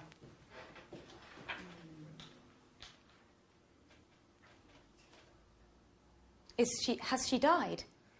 Or is she alive? Do you know the answer to that? I don't know. You don't know? Okay. Is she still alive? It's a perfect question to ask. That's fine. Okay. Now, what we've got here is the reading that I'm going to give you. It's an article about her, And the article is called A Suitcase of Stories. What do you think the article's going to be about then? What's a suitcase? You should know, Miho. What's a suitcase? A suitcase is luggage. Yes, it's an item of luggage, isn't it? So when you go on holiday, you take your clothes in a suitcase. Okay, so what do you think it means, a suitcase of stories? Yeah, David? About her life. About her life? Yes. So all her stories are in a suitcase? Yes. About her life? Yes. Okay, that's a good suggestion. Any more suggestions? I think she talk about all the stories that she has wrote. Okay, and maybe she keeps them in her suitcase. All her stories that she's written, she keeps in her suitcase. They're all very good suggestions.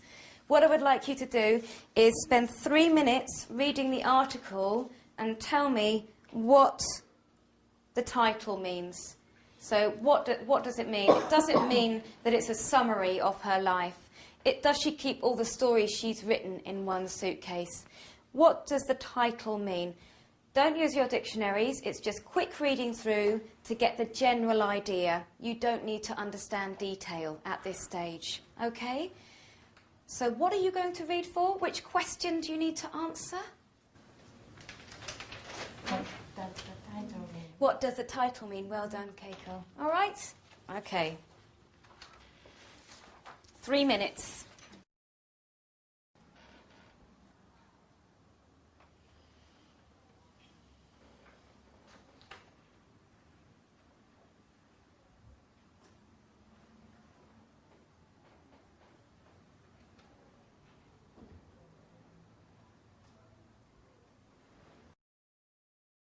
Okay, and stop.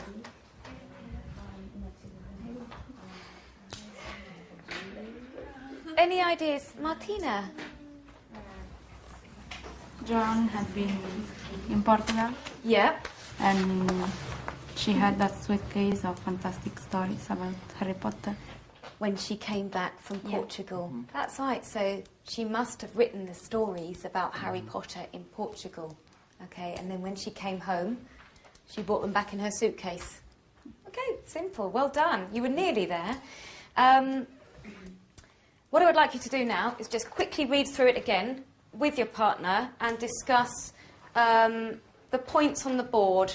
Are these right? Does it mention these points in the text? And can they answer our questions? Can the text answer our questions?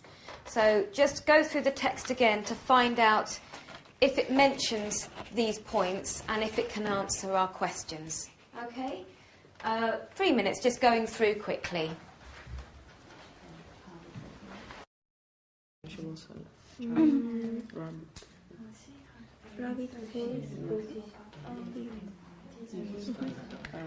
Is she still alive? Of course. She's rich. Is she rich? Yes. She was on income support. I don't know. She has Rich and Rich, and then the other books tell the rabbit. And is he still alive?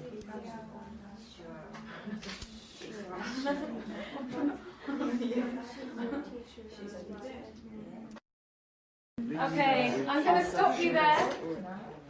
Let's just go through quickly. Is this right? She wrote Harry Potter? Yes. Okay. She has a child or she has a couple of children. Does it tell you about that? No. It doesn't tell you. Okay. She's British? Yes. Well, it says that yeah.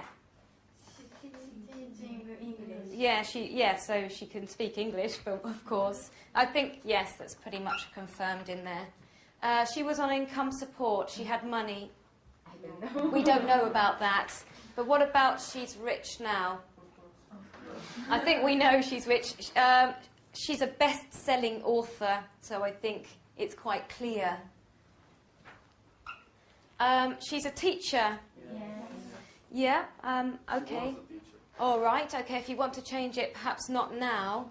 Now she's a writer, so we could change it to she was a teacher. And has she written any other books? Yes. No? Yes. Colored Rabbit. Marco? Another book, Colored Rabbit. Called Rabbit. Called Rabbit. Yes, another book called Rabbit. Excellent. So yes, she has, and it was called Rabbit. Okay. Is she still alive? Yes. You think yes. Does it tell you in the text? It doesn't tell you, but from general knowledge in the classroom, is she still alive? Yeah. Yeah, she is. I think she's still writing them. I think she needs to finish 9 novels, I think. So, yes, that's she's still got a bit of writing to do.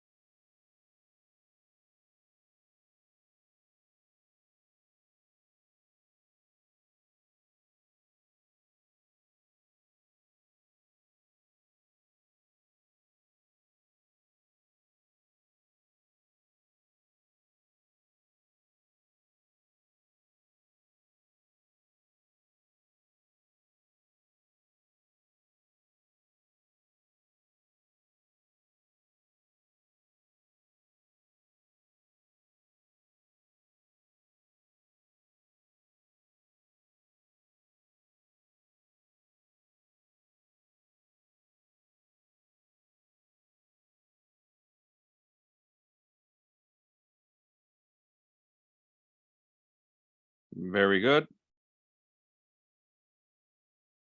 Engagement, pre-teaching, silent reading. Prediction, prediction, prediction. Okay, let's see. All right, so here we go. Some of the steps. I want you to look at these steps over here, and I want you to tell me which of these steps did you see in the video? The teacher tries to teach some grammar. The teacher tries to activate background knowledge. Let me put that here.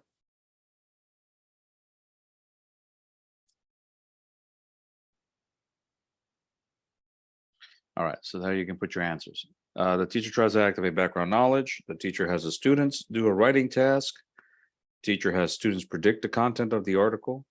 The teacher has students search for the main idea of the article. The teacher circulates and provides corrective feedback as students speak. The teacher has the students summarize the story by speaking.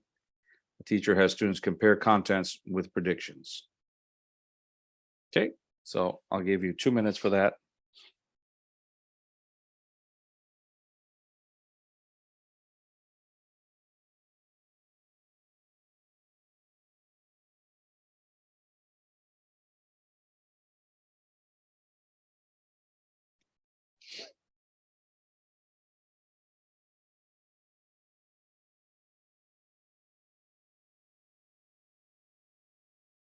Okay, Andrea, BDEH, Elizabeth, BDEH, Violetta, BDEH.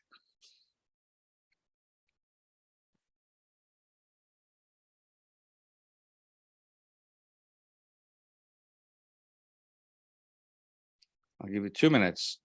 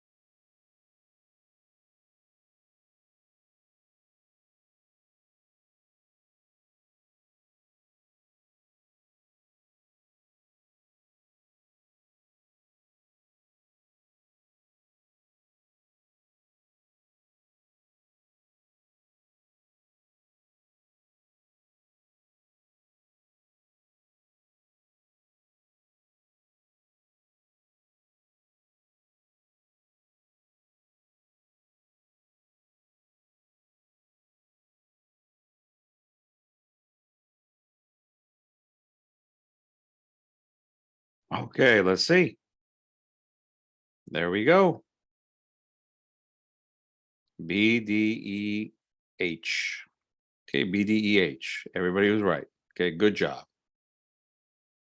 Now, when we are doing a reading, we do a reading, but we're never really sure. You know, we check the answers if we have a textbook, but we don't really know if our students understood. How do we check? We always, like we did with the listening, we always check through speaking. Ask the students questions. Tell the students to give you answers about the reading in full sentences. Ask them to summarize. Ask them to elaborate. Get them to talk and listen to what they say. That is the real way to see if they understood the reading text. Okay? Before we move to writing and we start finishing the presentation today, let's look at some sample questions from an international test. This is something I found on the internet. So this is a lower level reading activity. So here we go. Special offer. If you use the swimming pool 10 times in 1 month, you can attend 1 water fitness class free of charge. So this is a typical lower level reading question. You have to read it. There isn't much text. It's a sign.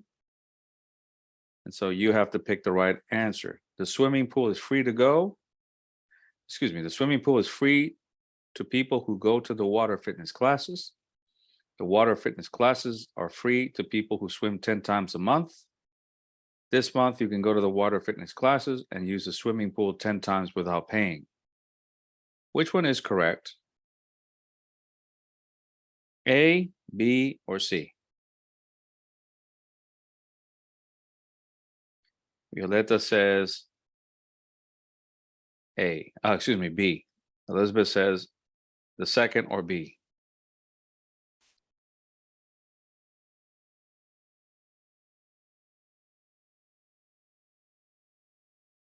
Miguelina, A.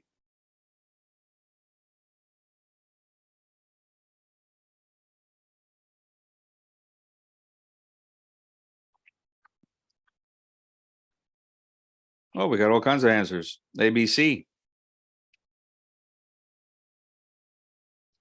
Read it carefully. If you use the swimming pool 10 times in 1 month, you can. One is a condition, the other one is a result. You can attend 1 water fitness class free of charge. Look at the options. The swimming pool is free for people who go to the water fitness classes. So here it's important to analyze which comes first. Going to the swimming pool or going to the water fitness class. So that you have to define immediately. Second, the water fitness classes are free to people who swim 10 times in a month. Okay. And then this month you can go to the water fitness class and use the swimming pool 10 times. So one of them is before, the other one is after. The other one is after, before, and then the third one is 2 at the same time. The correct answer is B. Okay, so it's very important that you see the order of the events. Next, students who do not sign up before Friday lunchtime. So here we go. Activity school notice board. Please sign up for next week's afternoon activities before Friday lunchtime. If you don't do this, we will select the activities for you. So you have until lunchtime, before lunchtime, to sign up for the activities next week. Otherwise, they will do it. They will sign you up for the activity. You don't have a choice. Students who do not sign up before Friday lunchtime will not be able to do the afternoon activities next week. Won't be able to choose their own afternoon activities next week. Will have to work in the afternoons next week. So let me put this number 2. Put your answers to number 2. I think Monica put B. Maria put B. Doris B. Erika B. Violeta B. Rocio B. Griselda B.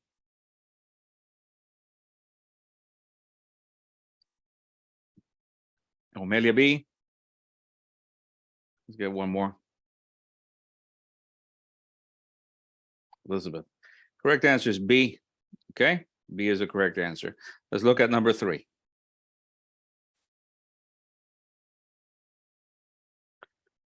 Miriam, your group leader called. The date of your London excursion has been changed from Saturday to Sunday. Can you call her and tell her whether you still want to go? Janet.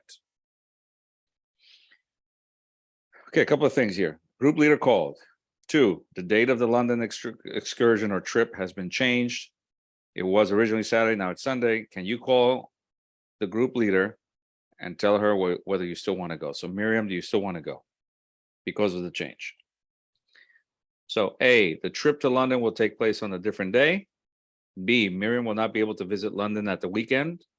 C, the group leader cannot go on the trip of Saturday. A, B, or C?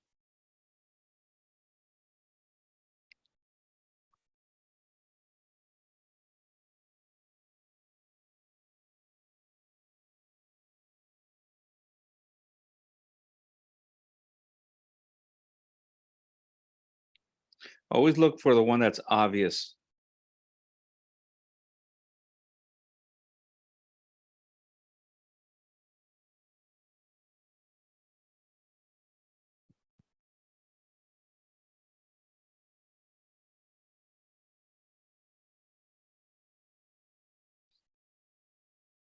Okay, most are choosing A.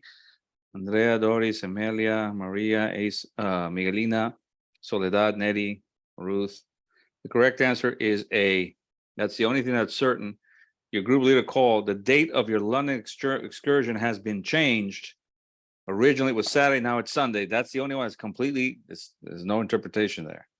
Miriam will not be able to visit London at the weekend. How do we know? We don't know. She has to call the group leader to let her know. She hasn't decided. We don't know the decision. So B is not correct. The group leader cannot go on a trip. There's nothing here that says the group leader can't go on a Saturday. We don't know why the day was changed. We don't know why it was changed from Saturday to Sunday. Maybe it was the group leader who can't go on the trip on Saturday, but we don't know. It doesn't say. So you only go with what it says. Okay. So just a final reflection on reading. Reading, even at a slow pace, exposes students to more sentences, grammar, and new vocabulary per minute than the average short class, TV show, or song. This is why students who read foreign books are able to speak more fluently than students who don't, despite having done the same amount of classes. So that's very important to keep in mind. Writing. Definitions: process writing, extensive writing. What the students need to know in order to write: knowledge, grammar, vocabulary, organization, ideas, purpose, and audience. These are all fundamental. If you want to write correctly and you want to write well, you need these things. You have to have the good knowledge of this. Now here, for example, we have process writing, sentences, discourse markers, paragraphs, essays, emails, articles, and free writing. I'm going to give you 2 minutes. Try to guess what levels these are introduced in. Okay, are they introduced in what levels? Let me time you here. Let me put the timer. 2 minutes. So remember, the CEFR is the Marco Común Europeo de Referencia, MCER. So we have A1, A2, B1, B2, C1, C2. What are the levels where these are introduced? Process writing, sentences, discourse markers, paragraphs, essays, emails, articles, and free writing. 2 minutes.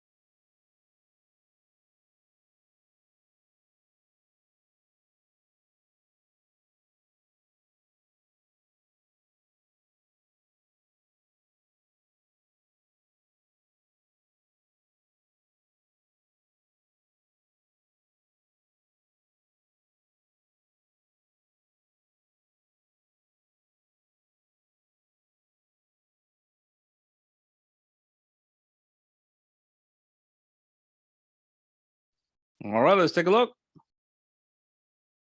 Sentences begin at A1. Technically pre-A1, but A1 definitely. And then we have process writing at A2, discourse markers at B1, paragraphs at A2, essays at B2, real essays, because sometimes they introduce short essays at the B1 level. What they call short essays, which are really not short essays, is like 2 or 3 paragraphs together, just connected ideas. And then you have articles at B2 level and free writing at the A2 level. Okay, so we know where we are. How do we teach writing? Well, we have class materials, of course. We have textbook, the textbook and the teacher. The platform can help us on a limited scale. It can help students when with writing sentences, particularly. It doesn't really help much beyond that. Okay, so sentences are really the main type of way they can help us. Autonomous learning, that means students may look at writing samples on their own as they complement what they're doing in class. But then again, feedback is almost non-existent. It's very difficult to get feedback on that. Okay. All right. So there are main ways of writing or process writing, free writing, genre writing, and essay writing. And they are practically all of them. Well, at least two of the four are definitely on the exams every year. And then the other two may or may not be, depending on the year and the type of exam, whether it's for ascenso or for nombramiento. Okay, so this is the process writing. It begins with a generation of ideas. Many would argue this is the most important step. After they generate ideas, the students write a first draft. After they write a first draft, they get feedback from their peers. Then they write a second draft. They give it to the teacher. It can be homework, for example, and then the teacher gives feedback. And then there's a final submission, okay, for the writing.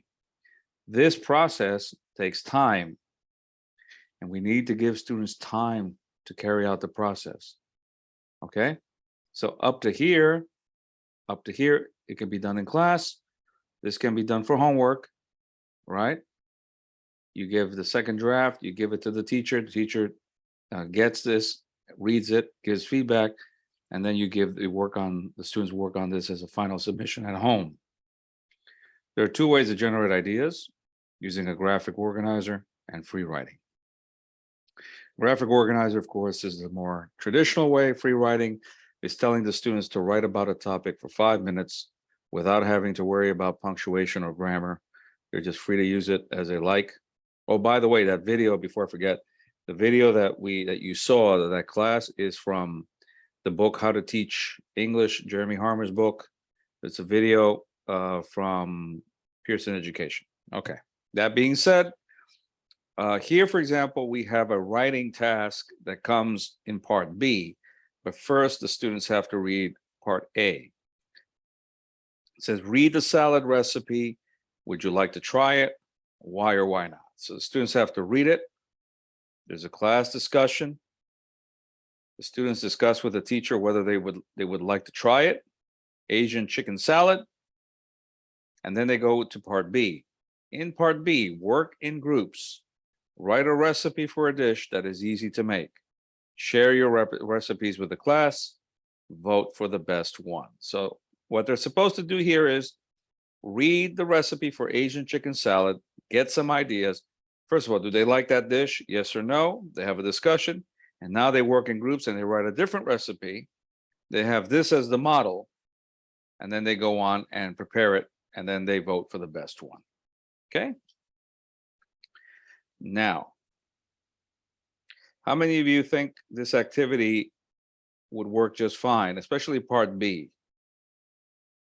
How many of you like this activity? Take a look at it.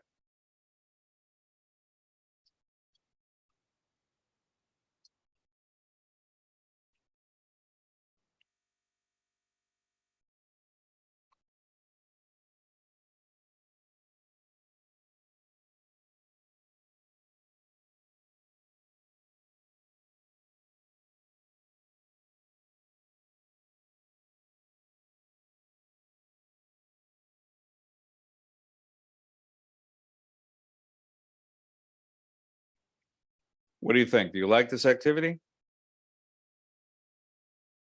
Or is it missing something?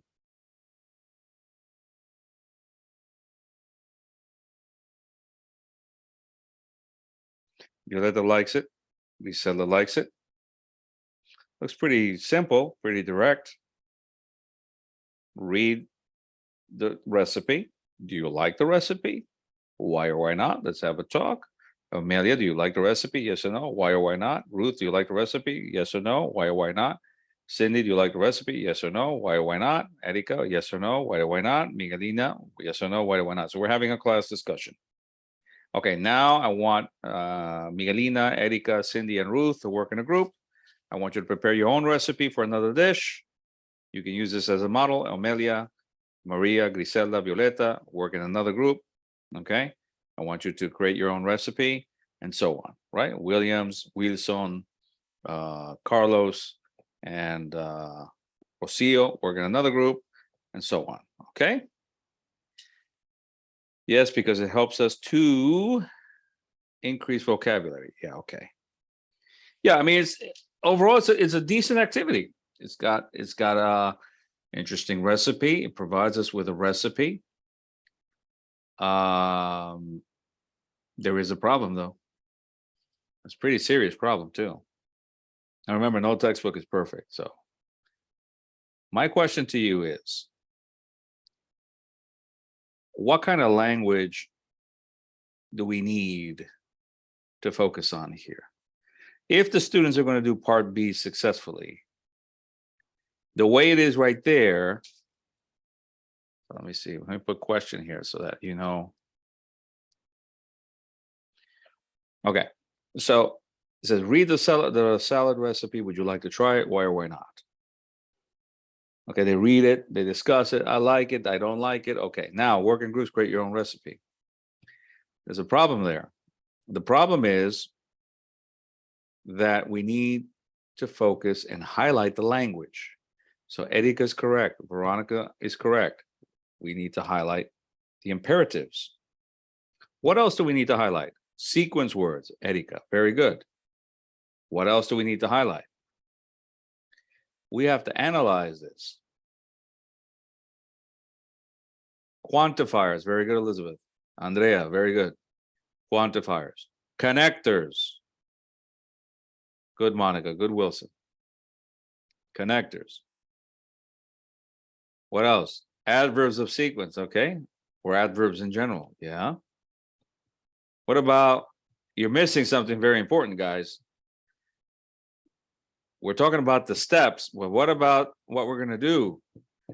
What about the ingredients? What do we need about the ingredients? Verbs for food. Sequence words, yes. But what about the ingredients? Cooking verbs, yes. We need vocabulary, different types of ingredients. We're not all going to make chicken salad, right? So we need vocabulary. What do we also need? We need adjectives. We already said quantifiers. Okay, so that's what we need. I mean, we need countable and uncountable nouns. Yeah, of course. So we have to review that first before we go to part B, because, I mean, can you make a ceviche with the ingredients that you see in this box? Can we make a ceviche with the ingredients of an Asian chicken salad?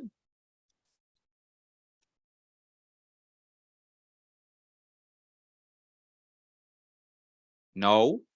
So we have to create more vocabulary. We have to talk about different types of dishes, vocabulary, or we can have the students work together, vote on a dish they want to work on, and then pre-teach the vocabulary they need. All right. We need to highlight the language. We need to have the students analyze this, identify the quantifiers, identify the nouns for ingredients, identify the action verbs or the verbs for the recipe, etc. Otherwise, how are they going to create their own recipe if they don't have the vocabulary, they don't have the grammar? They need it. Otherwise, it won't work. Otherwise, they're going to try to copy everything they see here as closely as possible. And that's not the idea. Then they're not learning anything. Okay? Okay, so that's important. So that's genre writing. And then here, Genre, because recipes, they all look alike. They have a similar structure. Instructions, they look alike. They have a similar structure. Okay, and so on. So genre writing means that writing or text of a certain type have a particular structure, particular characteristics. Okay, essay writing, and again, we could spend hours on essay writing. And Wilson is correct. Essay writing is really hard. Teaching essay writing is really hard. But basically, what the common approach is to focus on the 5-step essay or the 5-point essay, which means you have an intro, body 1, body 2, body 3, and a conclusion. The introductory paragraph introduces a topic sentence. The topic sentence summarizes the main idea or the main focus of the paragraph, of the essay. Body 1 has a supporting idea with information. Body 2 has another supporting idea for the topic sentence or the main idea with information. Body 3 has another supporting idea with backup information. And then conclusion. So the supporting idea is the topic sentence for the body paragraphs. And then the conclusion is just repeating the main idea and the main points in the rest of the paragraph. That's basically it. When you're talking about essay writing, that's basically it. So I would suggest that you focus on the 5-point or the 5-point essay. And if you're going to teach essay writing, it is not easy. Because remember, in essay writing, just like with all kinds of writing, you need to focus on the ideas and you need to focus as well on the structure or the mechanics. Let's watch a video. Another video. This one is for writing. We saw one for reading. Okay. So we're going to put, let's see, video 2. I want you to watch the video and I want you to see the steps that the teacher takes. Take a note of the steps because I'm going to ask you at the end of the video what the steps are. Here we go. You might recognize this guy.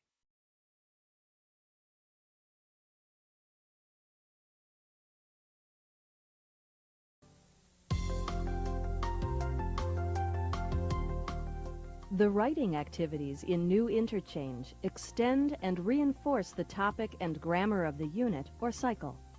These exercises also develop students' composition skills.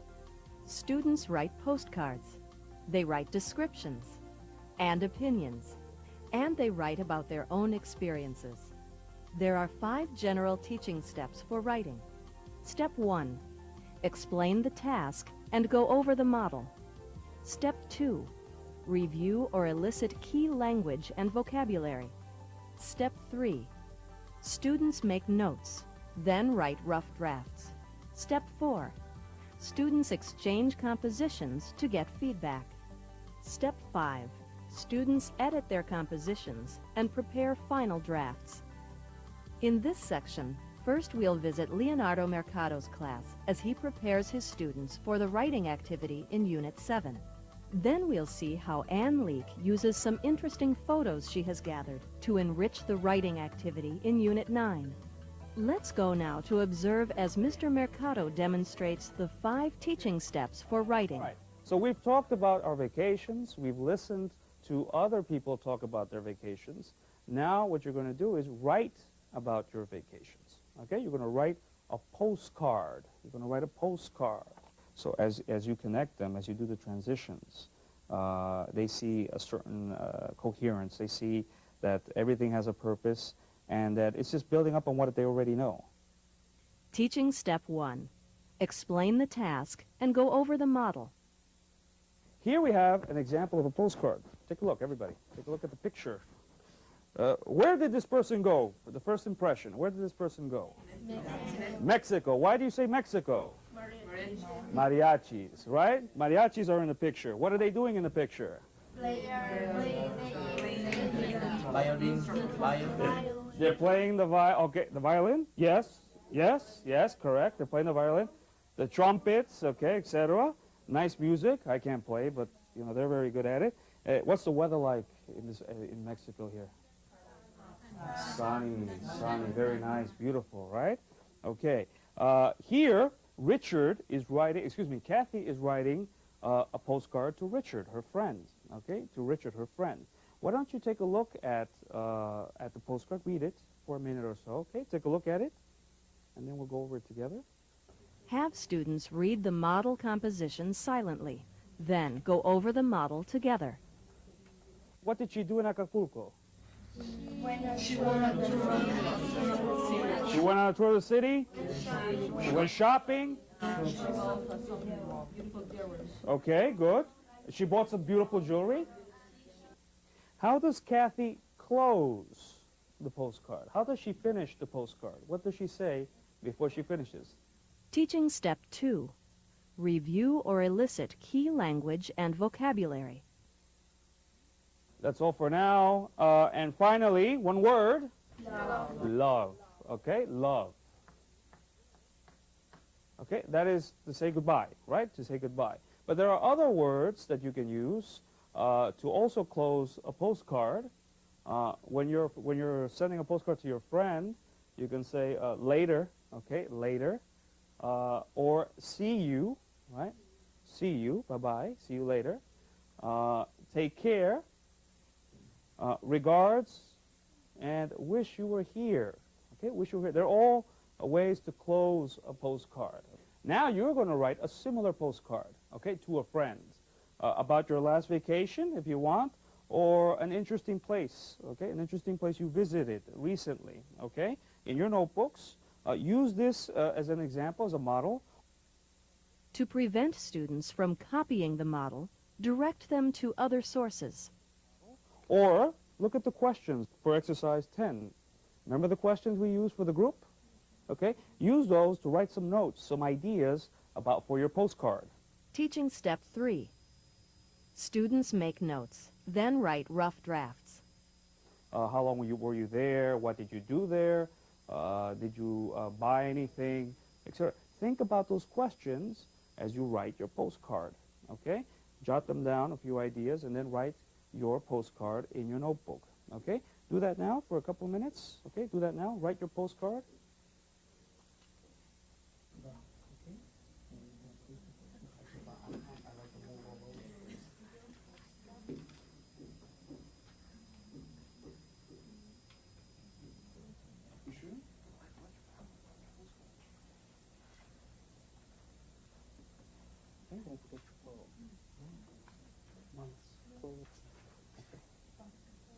Okay.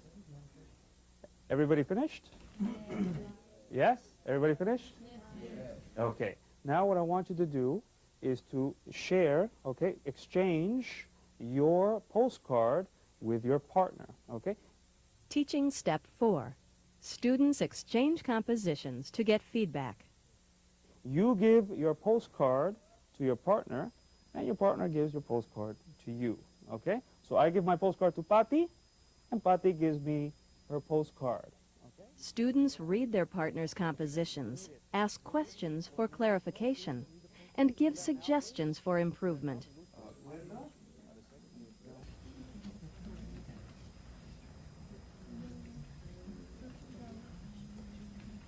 Okay, read it, take a look at it.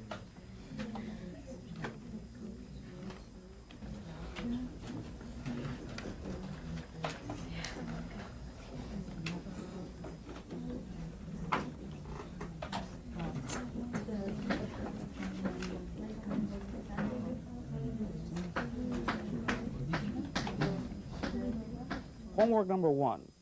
Homework number one, your first homework. Second day, first homework is to write me your final copy, okay, of your postcard for tomorrow, okay? Teaching Step 5. Students edit their compositions and prepare final drafts. So write your final copy with one of these closes if you want. You want love, later, whatever. And your final corrected copy for me, okay, for tomorrow. Is that clear?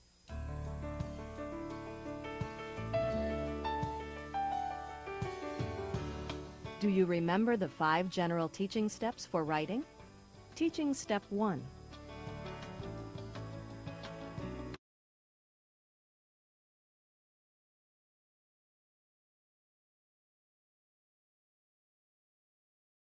All right. right, what are the teaching steps that we just saw? That was my younger brother. And you know it's my brother because he's got black hair. Well, most of my hair is still black, but I have a little gray. So let's see how many of the teaching steps can you remember? Maybe my son, maybe. Actually, yeah, that would be, well, not exactly. My son is 20. Yeah, my son is 20 years old. So, yeah. Explain the task and model. Thank you, Maria. Thank you, Wilson.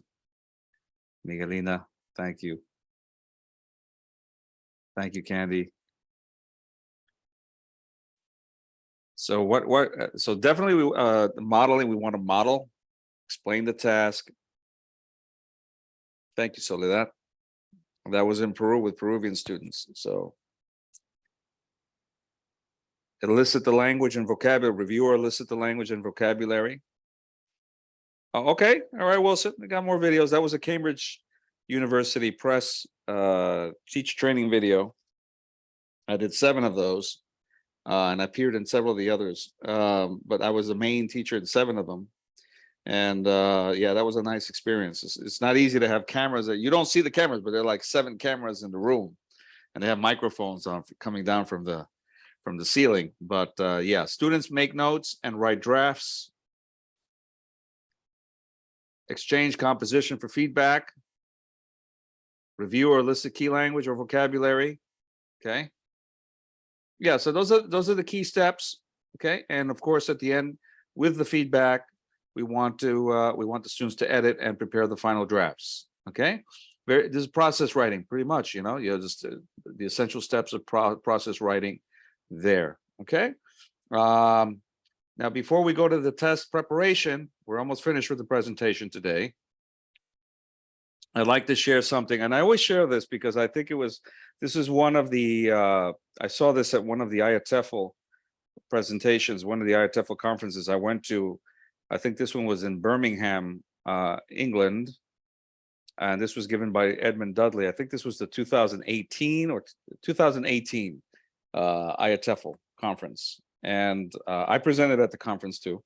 But you know, we also want to go see other conferences, so other workshops. And Edmund Dudley, he gave one on motivating writing activities for teenagers. You know, teenagers, they can be challenging to work with, especially to get them to do certain things, and particularly writing. And so he gave a few good ideas that I think are worth sharing with you. And you can see his information here.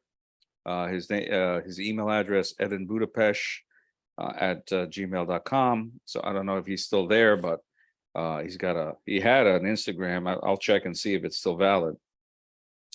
But you know, he came up with a number of different things to make the writing tasks more interesting. Now, in the textbook, for example, the standard task might say, write 120, 140 word email to a friend to ask for their advice about finding a summer job. Okay, that's typical activity in the book. Now he says, put unusual constraints or challenges. Okay, and so he says, listen, I don't want 120, 140 words. I want exactly, precisely 123 words. Makes it more challenging, makes it more interesting. The students have to think very hard. They have to kind of figure out how they're going to get it to 123 words. And not only that, he also wants 6 different color words in the email. So there are 2 constraints. Number 1, the email has to have exactly 123 words. And number 2, you must find a way to include 6 color words in the email. Makes it more interesting. Okay. Another one is called random phrases, writing a letter to a hotel. You're making a booking, asking for information about facilities, asking for directions. That's a typical activity from a book. But the teacher says, I want you to include the following phrases. A whisker from the beard of Charles Darwin. So Charles Darwin is the gentleman, you know, the evolutionist. He's the one who came up with evolution theory. Okay, and the other expression or phrase would be a warm glass of Sri Lankan mango juice or mango juice. So write a letter to a hotel, make a booking. You want a hotel reservation. You want to ask for information about facilities. You want to ask for directions. But I want you to include these two phrases. This makes it challenging, makes it funny too. So here we go. Here's an actual example of a writing. And it says, and this is the exact reproduction in text. Another important thing, my best friend will die on our visit because he has a rare tropical illness. His last wish is a fresh, warm glass of Sri Lankan mango juice. I think it's not a big thing to ask. So this is what this student wrote. Very creative. So this promotes creativity, makes the writing more interesting. Students have fun. They make them funny. Okay. Another one, creative problem solving, works very well as a vocabulary revision task or review task. Okay. Set a creative thinking challenge, give students a problem to solve, and then they write their solutions using the target vocabulary. So you tell them you want them to use words, specific words to solve the problem. So you're alone in the house, locked inside the bathroom, you have no mobile device, send a message or get someone's attention using the things in the room, in the bathroom. Okay, so nail clippers, toothpaste, loofah, or comb. And so you're supposed to create a solution for this problem. How do you get a message to somebody using one or more of those four things? Preferably you want all four. You want to tell the students to use all four. You have to find a way to get them to solve the problem with the conditions or the vocabulary that you give. Okay. And then here's the last one. Students show students a book they haven't read.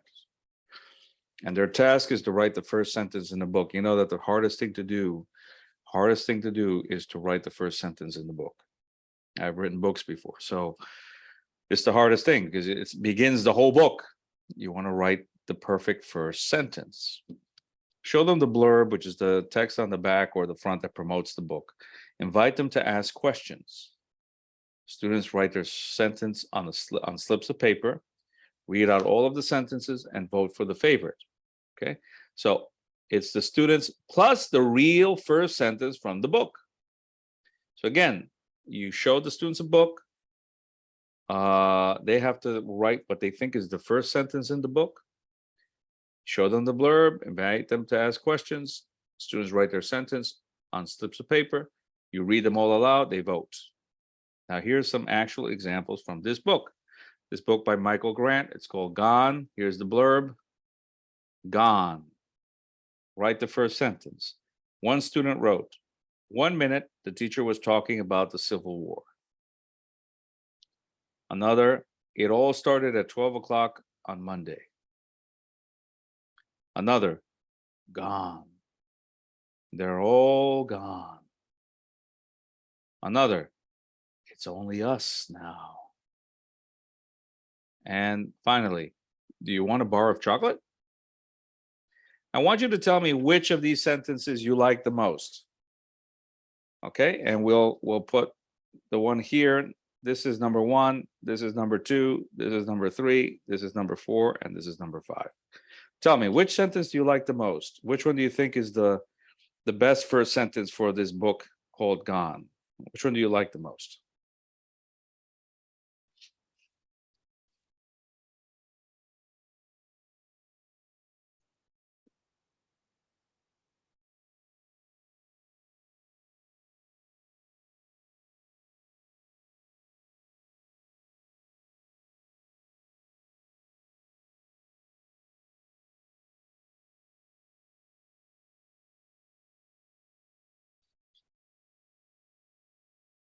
Violeta likes number 2. It all started at 12 o'clock on Monday.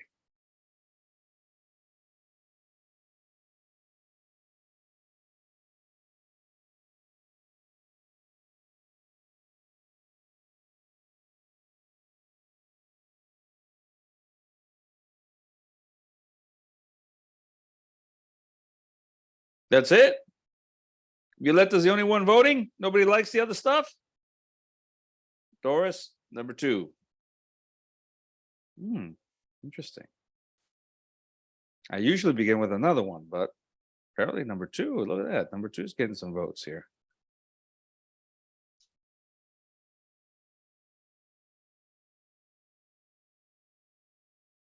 Williams likes number 1. 1 minute the teacher was talking about the Civil War. Wilson likes the chocolate one. Sounds mysterious, Wilson says. Ruth, number 2. Look, number 2 is getting a lot of votes. Okay, Grisella likes the one about chocolate. Okay, do you want to borrow chocolate?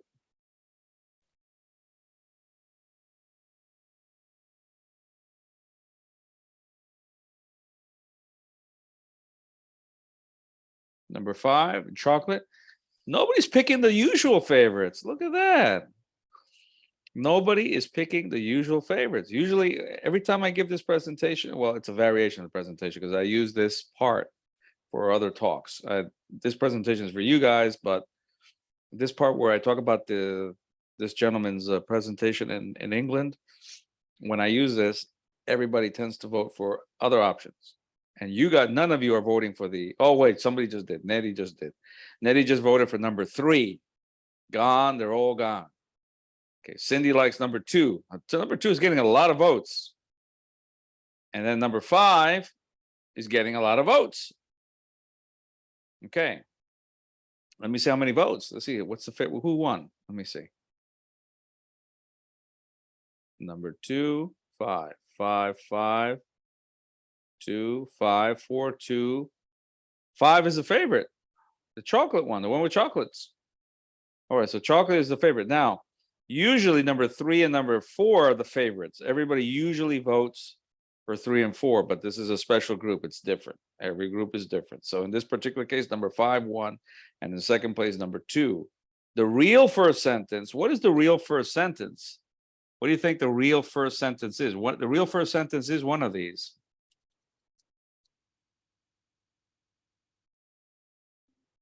Remember, the teacher writes it and doesn't tell the students. So one of these is the real first sentence of the book. You chose your favorite. Which one do you think is the real first sentence? That's really interesting. The real first sentence is number 1. 1 minute the teacher was talking about the Civil War. So that's actually the real first sentence, which is kind of a strange sentence. But anyway, so you see, you get people to vote and they write their own sentences. And then this one, this is the last one, I'm sorry. Hidden song lyrics. So this is for music. Teenagers like music and they all know lyrics to like 50,000 songs. I don't know how, but they do. And you want them to write something and you want them to include 4 lines from one of their favorite songs. Okay? They choose a well-known song and they find the lyrics. And they select 4 lines from the song and they put the lyrics in the song. And then they share, read, and try to identify the lyrics and the song. Let's go. Let's look at this one. Brighton. Now, Brighton is in England. Brighton is a coastal city. It's on the coast. There was also an IATF conference there. The last one before the pandemic was in Brighton. That was in 2019. Anyway, there's so much to discover in this city. I love walking around every day, discovering something brand new. You'll probably see me in one of the cafes. Come over and start up a conversation with just me. I'd be happy to show you around. Come on now, follow my lead. I'll drag you into all the bookshops, though. I can browse in bookshops for hours. I may be crazy. Don't mind me.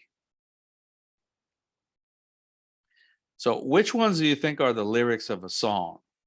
If I usually put the numbers here. First sentence, second sentence, third sentence, fourth sentence, fifth sentence, sixth sentence, seventh sentence, eighth sentence, and ninth sentence. Those are usually, let me see. Let me see here.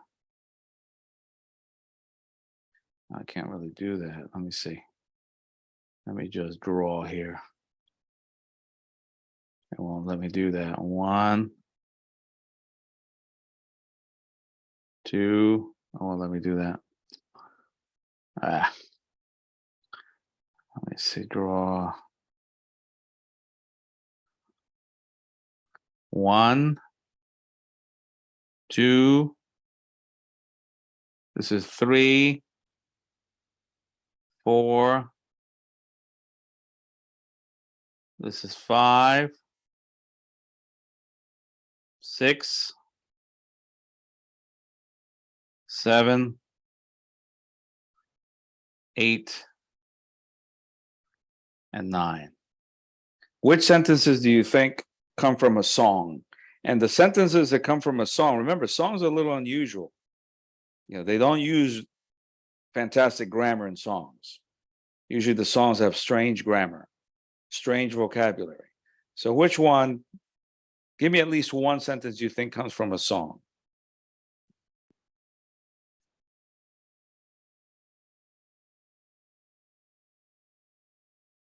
And I'll find it for you. I'll play it, because if I play it there, then what happens is they avoid the music here.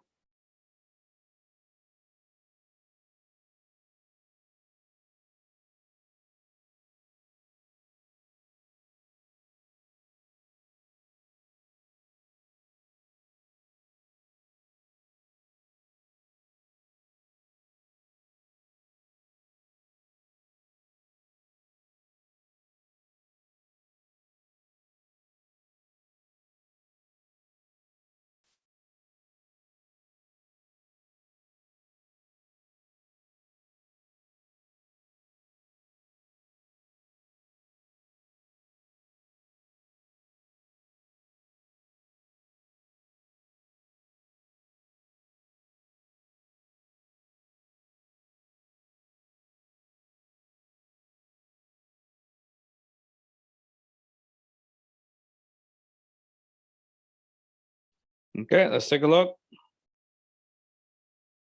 Okay, let's see. What did you write? Let's take a look here. Number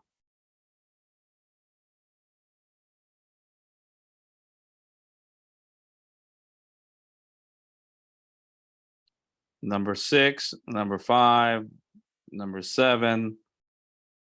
Okay, so let's undo that and then undo that. Okay, stop that. Okay. Very good. So it would be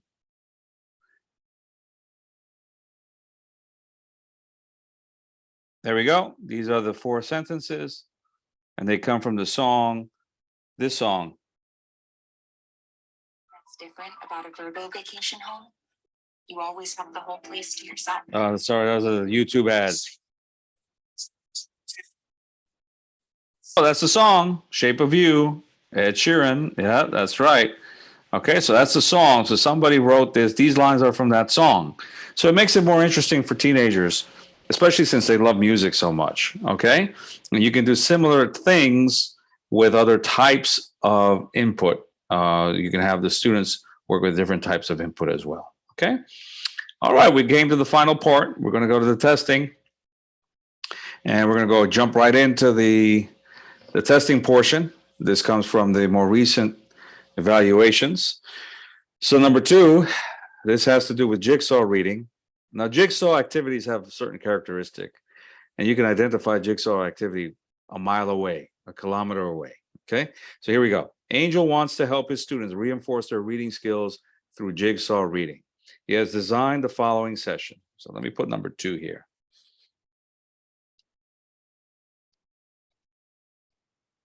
Okay, number 2. Nielsen likes Ed Sheeran. Okay. All right. So first, the teacher divides the class into groups of 4. Next, the teacher gives all the groups the same text split into 4 paragraphs. He makes sure that in each group, each student gets a different paragraph. The students read the paragraph they got and write down important information in their notebooks. Then the teacher collects the paragraphs he gave the students at the beginning of the activity. So they're still in their groups. Each student got a paragraph. They wrote down the notes. Then the teacher collects the paragraphs. Considering, come on, get out of here. I can't see that now. I can't see it. Get out of the way. Okay. Given Angel's purpose of using jigsaw reading, which of the following activities is it appropriate to carry out the next step or carry out next? A, the students take turns to share with other members of the same group some important information they found in the paragraph they read. They use the notes they took in their notebooks. Then one member of the group summarizes the information shared by the 4 members. A. B, the students form new groups of 4 with classmates that have read the same paragraph. Using their notes, the students exchange the information found in the paragraph and add new and relevant information if necessary. The students then return to their home groups and each member reports the information they wrote. Then some groups share what they have learned from the article. C, the students share the information they wrote in their notebooks. The other members listen and ask questions in case they have some doubts. The groups continue with this process until all the members have shared the information in their notebooks, and together they rewrite the article and hand it in to the teacher. So what is the correct answer? A, B, or C? Now you have to be familiar with jigsaw activities. So what is the definition of a jigsaw activity? And what do we usually do steps for the jigsaw activity? Now, one of these stands out. One of these is different from the other 2 in a very significant way. And that makes it the best candidate for the answer, even if you didn't know what it was. Usually, if you're not sure, the odd man out is going to be your best choice. So which is the odd man out here? A, B, or C? And second, how do we teach jigsaw activities? With a jigsaw activity, you must do something. And 2 of these 3 options don't have it.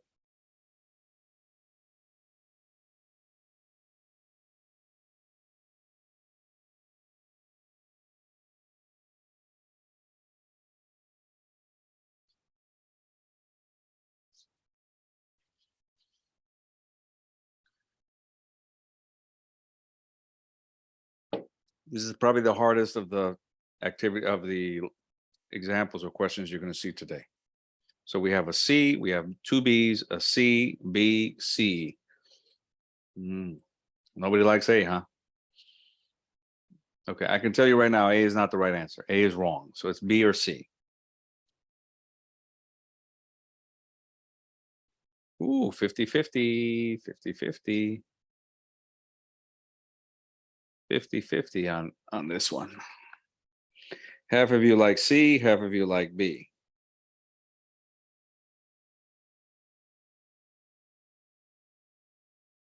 Yep. Half of you like B, half of you like C.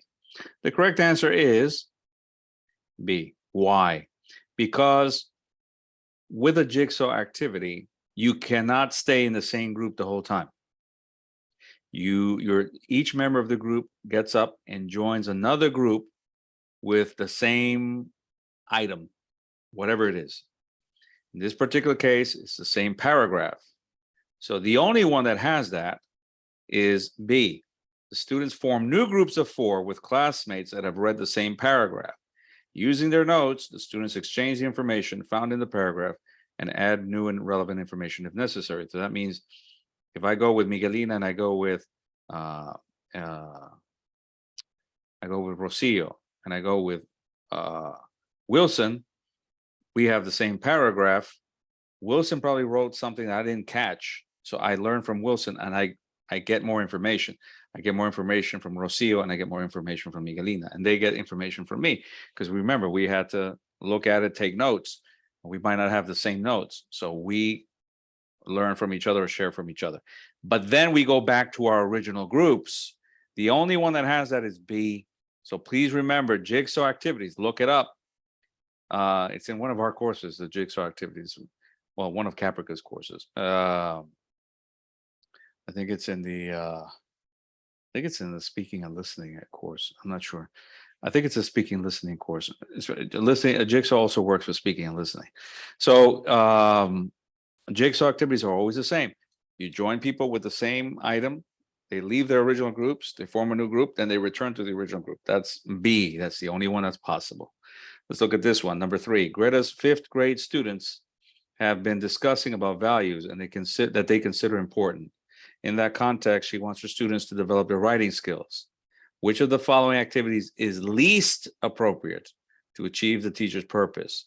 So remember, you're focusing on least. 2 of these are good for promoting writing skills related to values. 1 of them is not good. Okay, so what is writing? So 1 of these doesn't have much writing, or 1 of them has the least writing. So that would be the odd man out.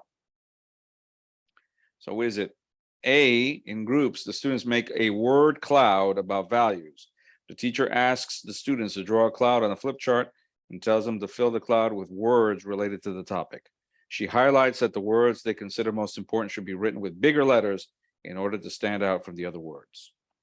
B, in groups, the students design a survey to find out which values are important among their classmates. Well, let me write the number. Hold on. Did I write number 3? I didn't write number 3. Okay, number 3. Okay, please put your answers. In groups, the students design a survey to find out which values are important among their classmates.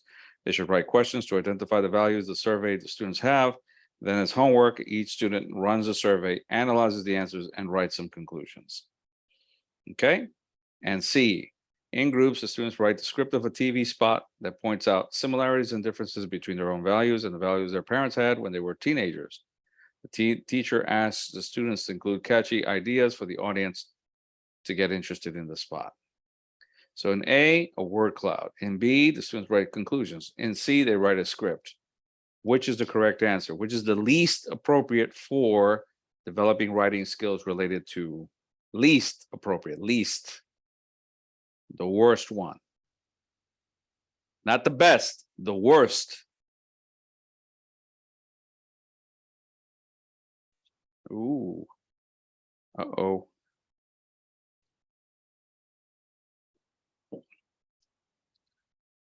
We got all kinds of answers. Most of them are C.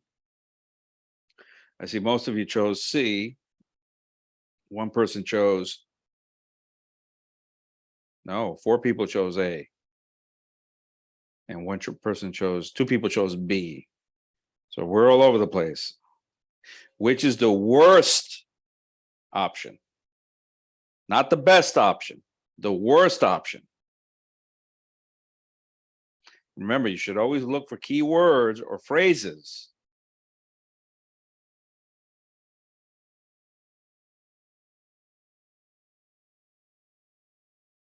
Anybody else?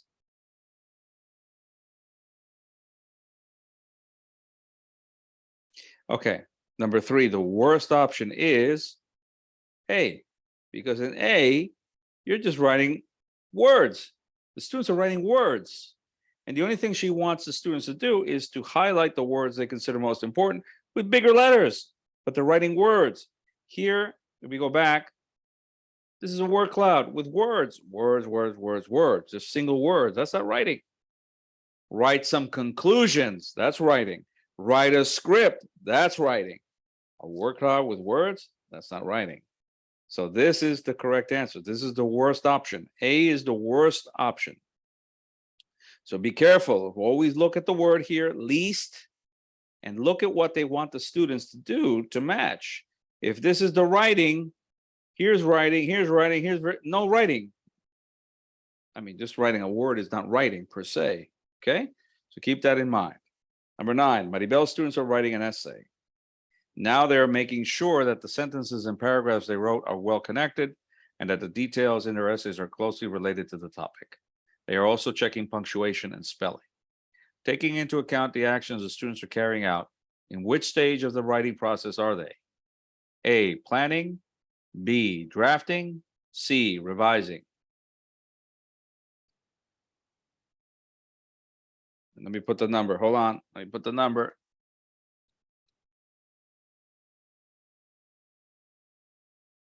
Making sure, checking punctuation and spelling. What's the correct answer?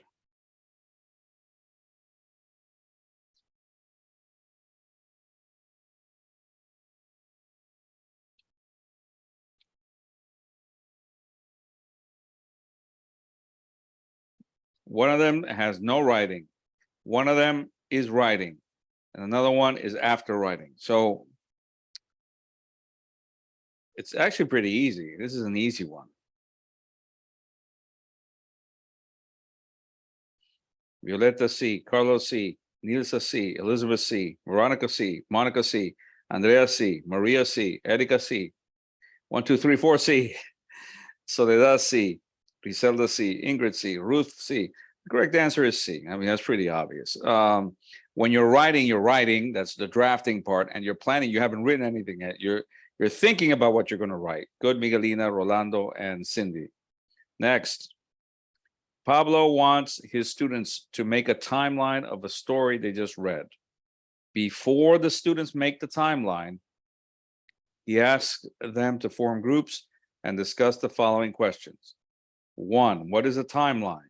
2, what kind of information is usually included in the timeline? 3, have you ever made a timeline? What for? What is Pablo's main purpose when asking the questions above? A, promote autonomous learning among the students. B, motivate students' participation in the activity. C, activate the students' prior knowledge. So let me put the number here.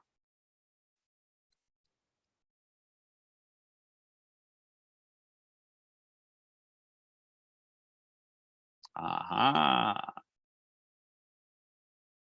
Ruth, Erika, Elizabeth, everybody. Very good. It is to activate the students' prior knowledge. Excellent. Good job. Good job. Good job. Jigsaw was a little difficult, but we're in the right direction now. Very good. I like it. I like it. Next. For the first session,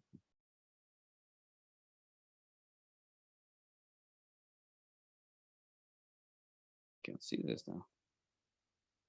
I'm gonna get rid of this thing. Okay, for the first session, Nino has planned the following sequence. Okay, Nino has planned the following sequence. First, on the board, the teacher writes how to recycle objects. And then he elicits students' ideas on the topic. B, then the teacher groups the students and gives each group a sample flyer. He writes the following questions on the board. What is the purpose of a flyer? What kind of language is used in the flyer? What sections does a flyer have? What information does each section contain? So he's asking about the characteristics of a flyer in their groups. So indirectly, he's saying this is what a flyer should have. In their groups, the students analyze the sample received and discuss the questions for some minutes. Then the students share their answers with the whole class. Next, the teacher asks the groups to design their own flyer on how to recycle objects. He encourages the students to consider the model of the sample they analyzed. Finally, as homework, the teacher asks the students to bring further information on how to recycle objects. The students will use that information to improve the flyer next class. Which approach to writing has been applied in Nino's sequence? Genre writing, process approach, product approach. This is tricky. It's not an easy one. It is if you were paying close attention right now. Number 31. Let me see. Number 31. Ooh, yeah.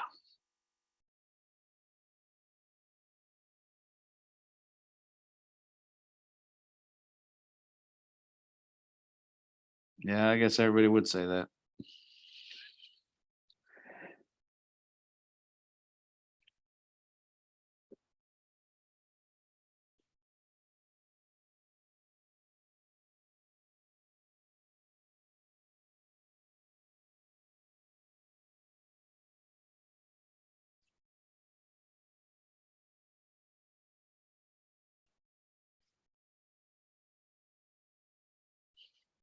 Okay, so remember, process writing has a different approach.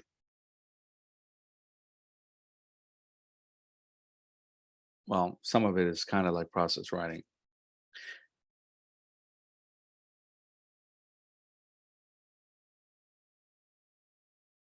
Yeah, the correct answer is genre approach, because genre is like a recipe, right? Genre refers to a specific type of text. So when you're looking at recipes, when you're looking at instructions, when you're looking at job letters, when you're looking at traffic signs, they all have certain characteristics. When you see a bill, I mean, all of these have certain characteristics that define that type of writing or text. And so genre here, we're talking about flyers. You know how you know it's genre writing? Because the questions here say, what is the purpose of a flyer? What is the purpose of a recipe? What is the purpose of a job letter? What kind of language is used in a flyer? That tells you automatically that we want the students to think about the characteristics of a flyer.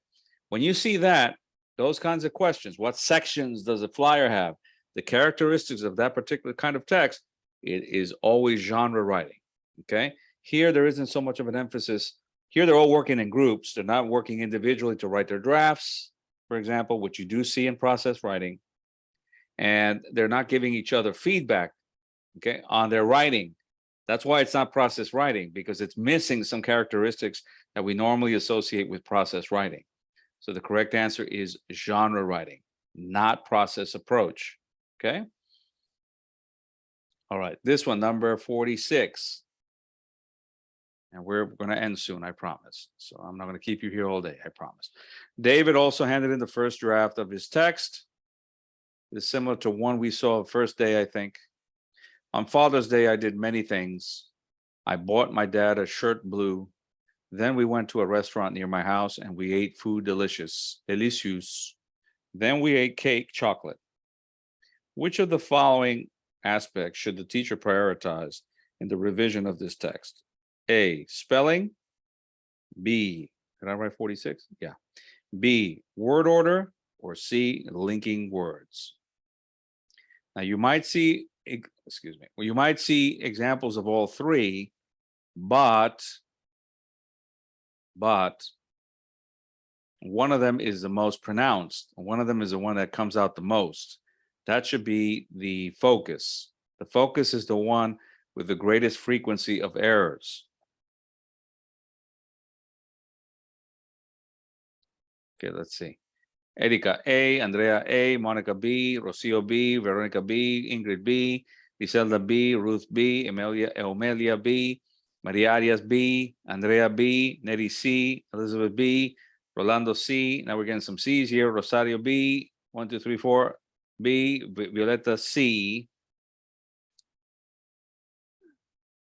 Ruth C.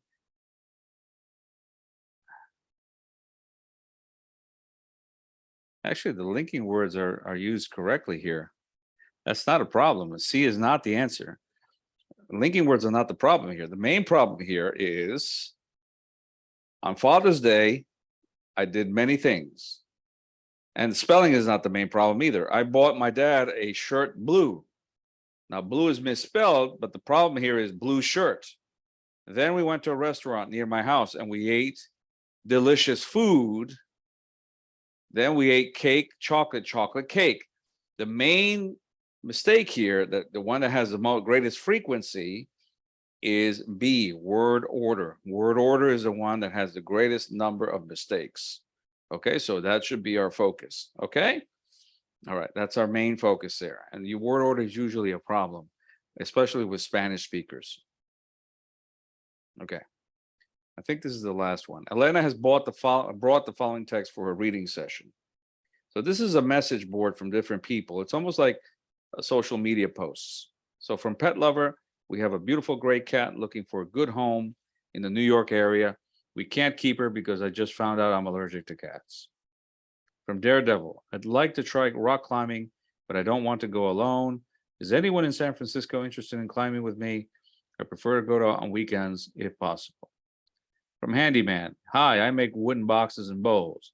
I'd like to sell my stuff, but I don't know much about the business side of things. Can you help me? From Sushi Freak, I want to learn how to make Japanese food. Do you have any easy recipe ideas? Elena has planned the following sequence for the pre-reading stage. The teacher writes the word hobbies in the bubble in the middle of the board. Then she elicits 2 examples of hobbies from the students and writes them on the board. Finally, she asks some students to go to the board and write their favorite hobbies around the bubble. Which of the following is not an aim or a purpose in Elena's pre-reading stage? So let me write 53. A, activating student schemata. B, introducing the topic of the text. C, pre-teaching the vocabulary of the text. Which of the following is not a purpose involved in Elena's pre-reading stage? So remember, she writes the words hobbies. She wants examples of hobbies from the students, and she wants the students to go to the board and write their favorite hobbies around the bubble. It's typical brainstorming. So what is it?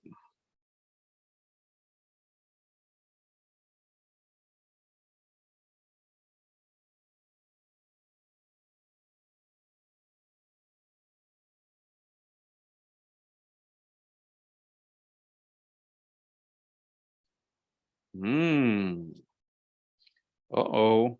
This one's divided, B and C. We even have an A.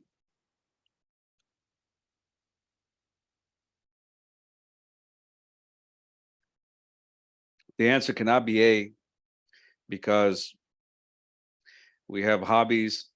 We write the hobbies and we want the students to come up with their examples, their own favorite hobbies. They're connecting their ideas to the word hobbies. That's activating student schemata or schema. So it can't be A. A is not the answer. So it's either B or C. Ooh.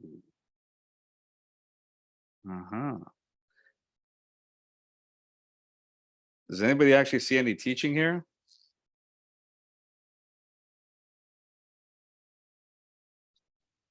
Any teaching? Anybody see any teaching here? What's the teacher doing? The teacher just wrote the word hobbies. The students are doing all the writing. Andrea's putting some question marks because Andrea has some doubts. The correct answer is C. Now, please, guys, tell me, is there any teaching going on here? There is no teaching going on here. The teacher's not teaching. The teacher's getting ideas from the students. So it is activating student schema. The teacher wrote the word hobbies. Now, remember what it says. Elena has planned the following sequence for the pre-reading stage. Which of the following is not involved, is not a part of the pre-reading stage? She wrote the word hobbies. When she writes the word hobbies, she's introducing the topic. The topic is hobbies. So that B is not the answer. And when the students go up and they write their ideas related to hobbies, then she is helping activate the student schema. The only thing we don't see here is teaching. The teacher is not teaching. The teacher is not clarifying. So C is not being done in the lesson sequence for the pre-reading stage. So C is the correct answer. C is not a purpose involved in Elena's sequence. Okay, does everybody see that?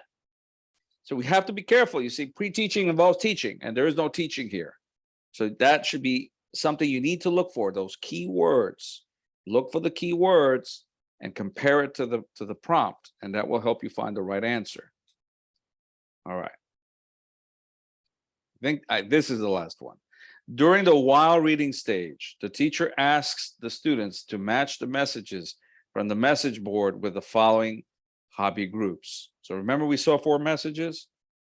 All right, so what we're doing here is we want the students to take those messages and put them under one of these 4: cooking, outdoors, pets, or crafts, hobby groups. Which of the following skills is the teacher mainly trying to reinforce? And I'll give you a hint. It's not C because the context is established. We know the context. So it's not C. It's only A or B, one of the 2.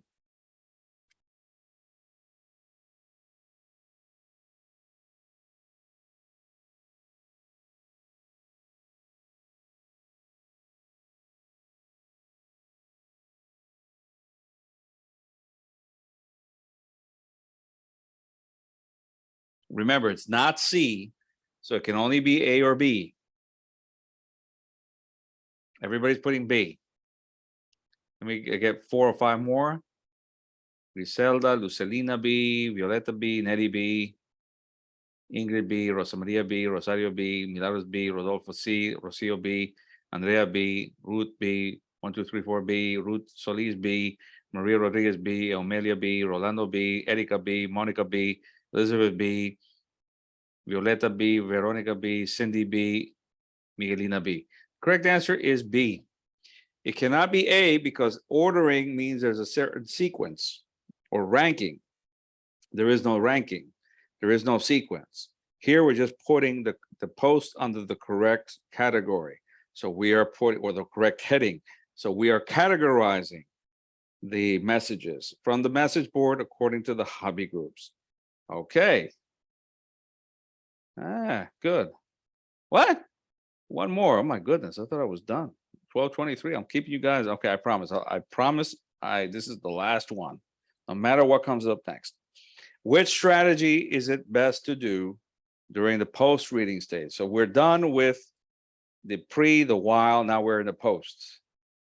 The teacher tells the students to read the messages again. Remember the 4 messages? Then they write a short response and include a suggestion for the writer. B, the teacher writes some comprehension questions about the text on the board. Then the students discuss their answers in pairs and share them with the class. C, the teacher gives the students a multiple choice quiz. The students mark their answers and the teacher collects the quizzes for correction. So remember what I said about post reading and post listening. Post reading and post listening. Okay, so A, B, and A. Wait, hold on, guys. Hold on. Wait. I think it's with Carlos, right? Carlos A, Nilsa B, Veronica B, Monica A, Violeta A, Monica A, Soledad A, Veronica B, Ingrid B, Ruth B, Erika A, Griselda A, Miguelina C. Now, one of the things I can tell you, post reading, we never do quizzes. We never do quizzes. We don't do assessments right after a reading activity. We don't do that. We don't do assessments, a quiz, a multiple choice quiz. We never do multiple choice quizzes after we're trying to help students learn how to develop their reading skills. Never put a C. Never put quiz. The quizzes don't come after reading, okay? Post reading always involves a speaking and a writing, and it's usually personalized, something from the student. That can only be letter A. The teacher tells the students to read the messages again. Then they write a short response, like they're writing to the person, and include a suggestion for the writer. That's personal. That's typical post-reading, post-listening. B, the teacher writes some comprehension questions about the text on the board. Then the students read their answers in pairs and share them, discuss their answers in pairs and share them with the class. That is comprehension. That is while you read. That's not post-reading. Post-reading is always a speaking or a writing. And it usually involves something that comes from the student, her, himself. It's personal. Okay? All right. Very good. I would strongly encourage you to go to the NYC Teachers Community Facebook page and join us. We post things there that are also conferences and resources and culture notes and things that are pretty interesting from a language learning or language teaching perspective. If you want to learn about the United States, or you want to learn about the UK, you'll find stuff there. Okay. And if you have any questions, always you can write to info@nyclearning.com. I'd like to thank you for today, your participation. Okay. Thank you, Violeta. Thank you. Appreciate it. Thank you, Maria. Makes me very happy. Thank you, Andrea. I appreciate your feedback. I will see you next Sunday, Rosa Maria. Thank you. Certainly, by all means. Wilver, very welcome. Maria, 1, 2, 3, 4. You got to tell me your name. Veronica, All right, you're very welcome. Thank you, Monica. Thank you very much. Cindy, thank you again. Okay, thank you, Ruth. Thank you all very much. My pleasure. I enjoy myself. Oh, there's some Quechua right there. Tupanangkikama. Tupanangkikama. I gotta learn how to.